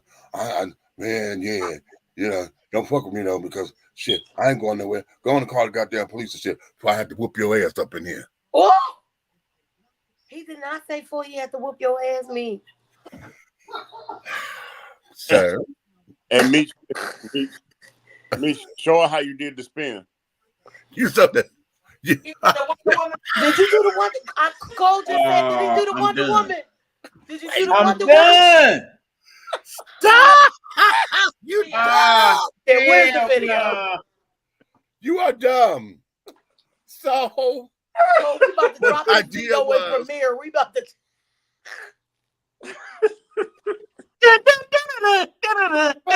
No. Okay. So did you have your head up? Because did you have to throw the bat signal? Or did you have to throw your head up? Did Aquaman had to come? Oh, you so dumb. You are dumb. Okay. You had to break out the chair. So what happened? I walked over. You hit it with the folded chair, did you? Oh shit. I walked over to this chair Uh-huh. And he said, "Don't you put your hands on me." I said, "I'm not putting my hands on you, sir. But this chair belongs to the hotel." And I snatched that bitch. Okay. And so he says, he jumps. Oh yeah. You ain't nothing. You just soft and shit. You just soft and shit.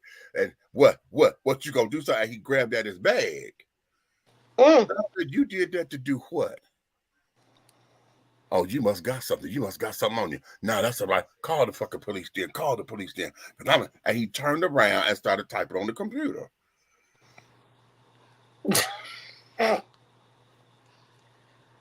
Wait. I'm trying to get them on the phone. He picks up the chair and acts as if he's going to sit back down in the chair. So I snatched the chair again. Did he fall? He fell the first time. Okay. So now I'm on the phone and I'm like, "Hi, could I get a police officer here to come to 659, please?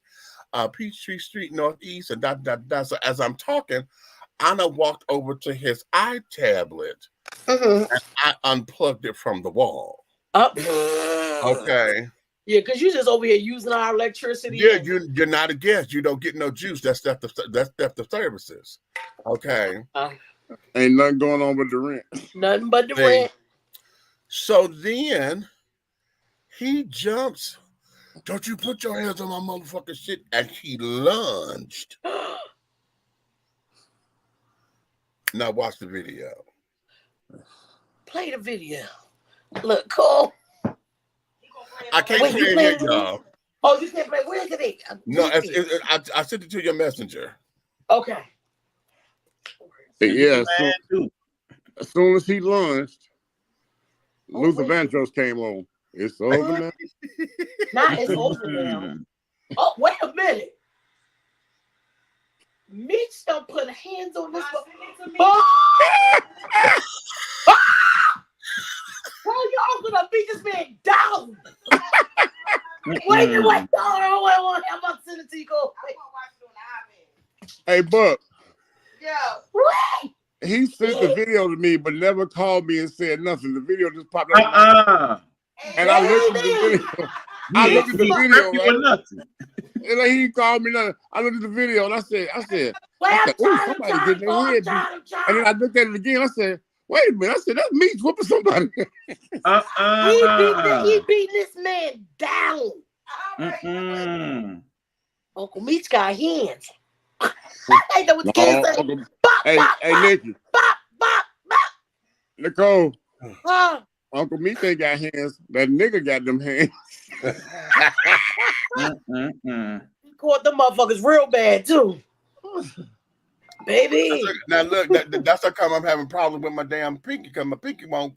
I can't bend it. Like if I ball a fist up, honey, it won't bend on its own. Look, I'm watching the first one. I can do it manually. Somebody's ass. Oh, if you don't leave me alone, you're gonna have to send me home, 'cause I'm about to whip somebody's ass. But wait, yes. Wait, so he walked up on you, Meech? Yeah, he lunged at me. Yeah. Look at the maid. The maid, she running up the steps. Oh yeah, that was so funny. She looked back and she got the hell on. Looked back and ran her ass up the steps. Yeah, he said he lunged at him. And then that happened. Uncle Meech got the nigga pop. Look, I don't watch it. It's two different videos because it's two separate camera angles. I'm about to whip somebody's ass. That little chicken. You're gonna have to send me home. You so dumb. To whip somebody's ass. You dumb. And I want now you know you were supposed to call your boss and tell him that. Listen, Meech said, "Let me tell you something. I'm choosing violence today." Oh, listen. Choose violence. Here's where it is, because that there was just to be action from. He shouldn't have walked up on you. Exactly. Cole said he shouldn't have walked up on you. We got through the scuffle. I took him off the table or whatever, and he was like, "Man, I wasn't gonna even hit you." I said, "You're gonna get up out of here. Now, let's go."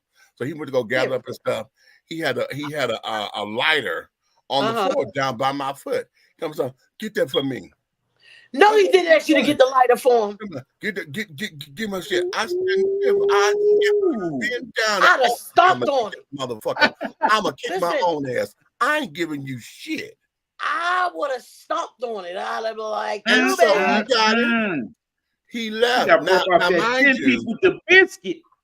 I forgot I was on the phone with them. They did that, sir.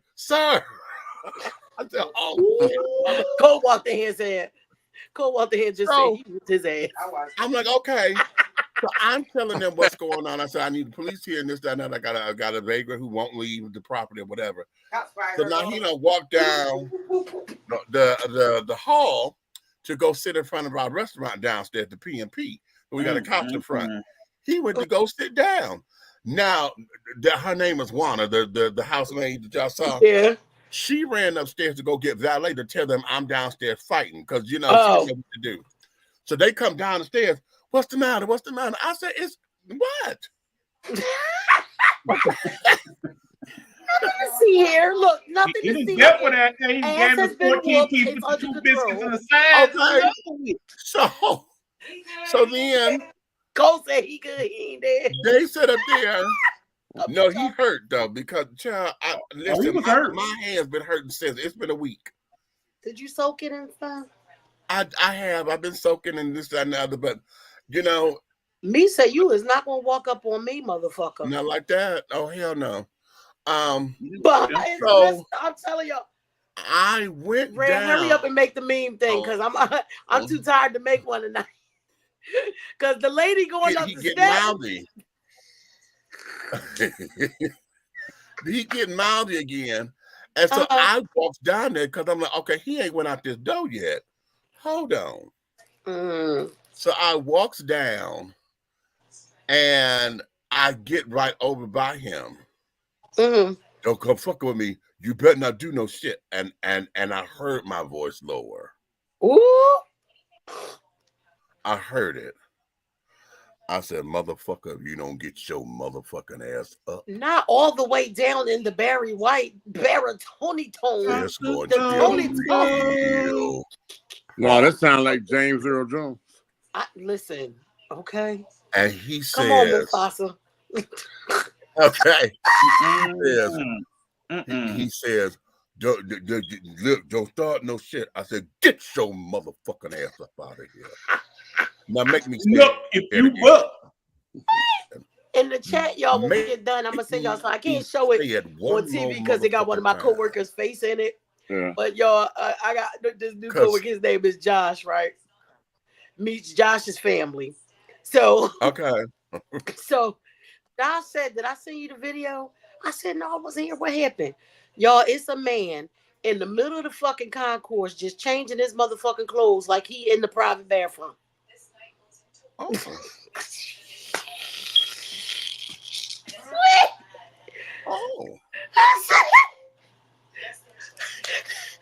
What the hell? Wow. Be going on, y'all? Oh, yeah.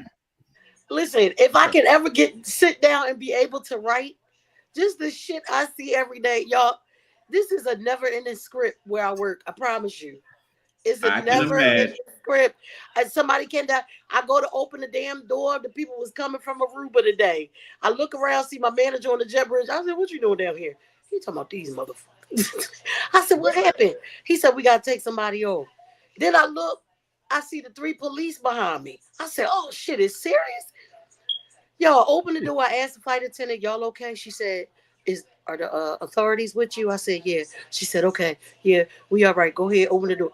Y'all, I thought it was about to be some rowdy ass, spring breaking ass bullshit. It's 2 old palm color couples. No.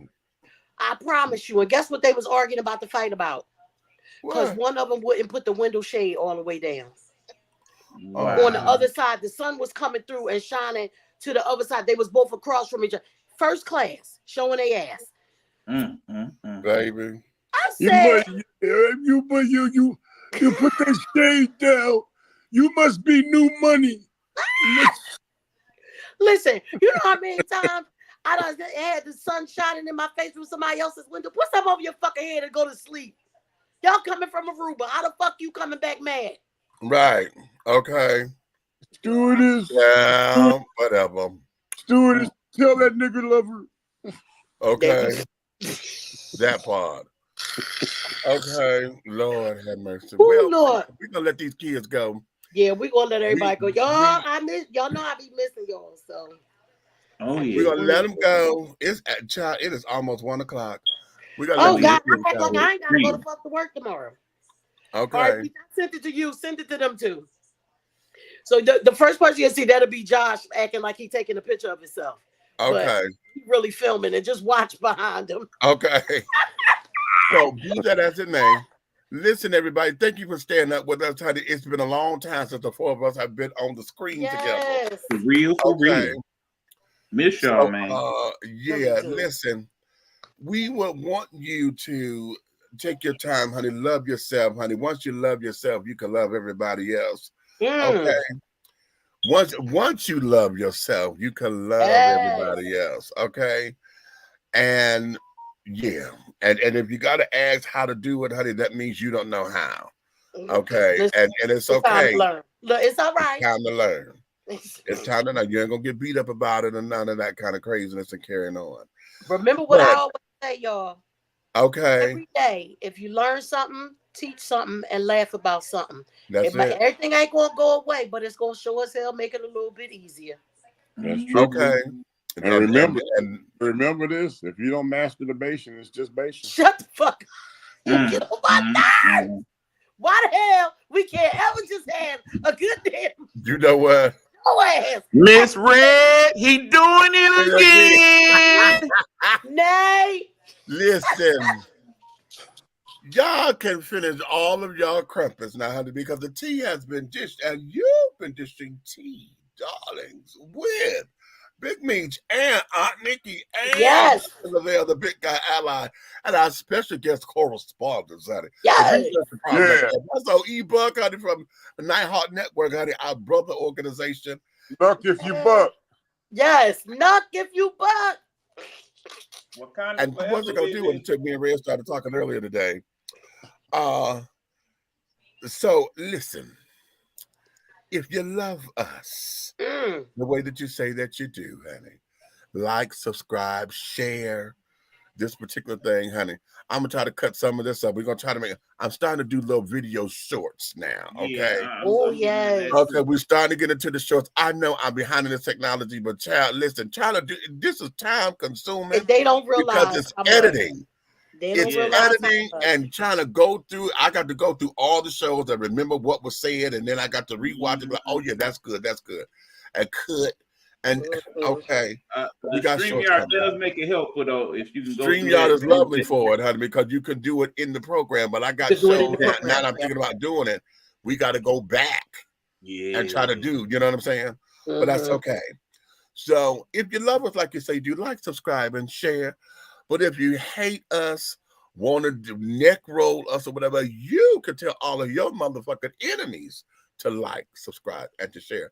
Because I need you to understand this particular point, that everything that we're doing over here at 3 The Hard Way, the Syndicate, everything, and over there at Nighthawk Network, and over there, our voices, our people, everything that we are doing in any way, shape, style, form, and or fashion will move forward. Listen, we got WTEA coming soon, y'all. WTEA. What's tea, baby? What's WTEA Radio is coming real soon. I'm working on some stuff, trying to get my playlist together, and this, that, and the third, because I'm trying to put shows and block shows and all that. Okay. I'm going to have a discussion about that one, Big Meech. Okay. We got WAHR. I got a little AHR down there, honey. Atlanta Hot Radio, who's a veteran in this particular game. So, you know, that's the brother over there. And carrying on. So we figured to do that. So that's coming down the pipeline very soon. Okay. And I'm gonna be trying to fly in on the days when we's on the radio. Okay, well, thank you for that. Okay, I love it. Yes, thank you. Yes. Okay, you better understand, because now catch it, Carmelo. I said, you dish your tea, but you don't know. Sometimes we may have Long Island ice. Hey, that show right there. We need to call it the G spot. Oh, you can't be a part of it because you don't know how to act. I beg your pardon on all fours. You know what? Let me get up out of here because we about to get up out of here because y'all know ready to get us started. We better get ready and then to it's cut gonna one be more BET. About to start an after dark edition. It's gonna be after dark on BET. Once again, so it'd be like one of Buck shows. But like one of Buck shows, or when Helena was still with us. Y'all know them girls. We gotta get off of here. Right. I know, right? Oh, Helena. Okay. I know. I miss shout so out, much. honey. Today is March 24th. I have well, not anymore, but you know, we will shout out to Star Jones today. Our celebrity birthday is Star Jones, honey. She turned 62 today. All right, come on, Star. Okay. So, you know, I told y'all, honey, we got divas every day from starting with Stephanie on the 22nd, the 23rd with Shaka, 24th is Star Jones. Honey, tomorrow, the 25th, is the Queen of Soul, honey, Aretha Franklin. Okay. And I did not know that she and Elton John shared birthdays. I did not know that. Oh, wow. That's cool. March 25th, honey.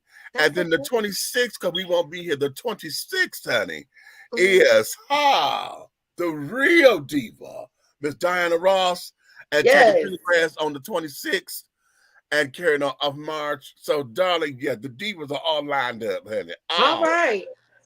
So bye, y'all. We love y'all. We love y'all. Okay, so having said all that, honey, we're going to say good night and it's up. Y'all can't see it, but it's up.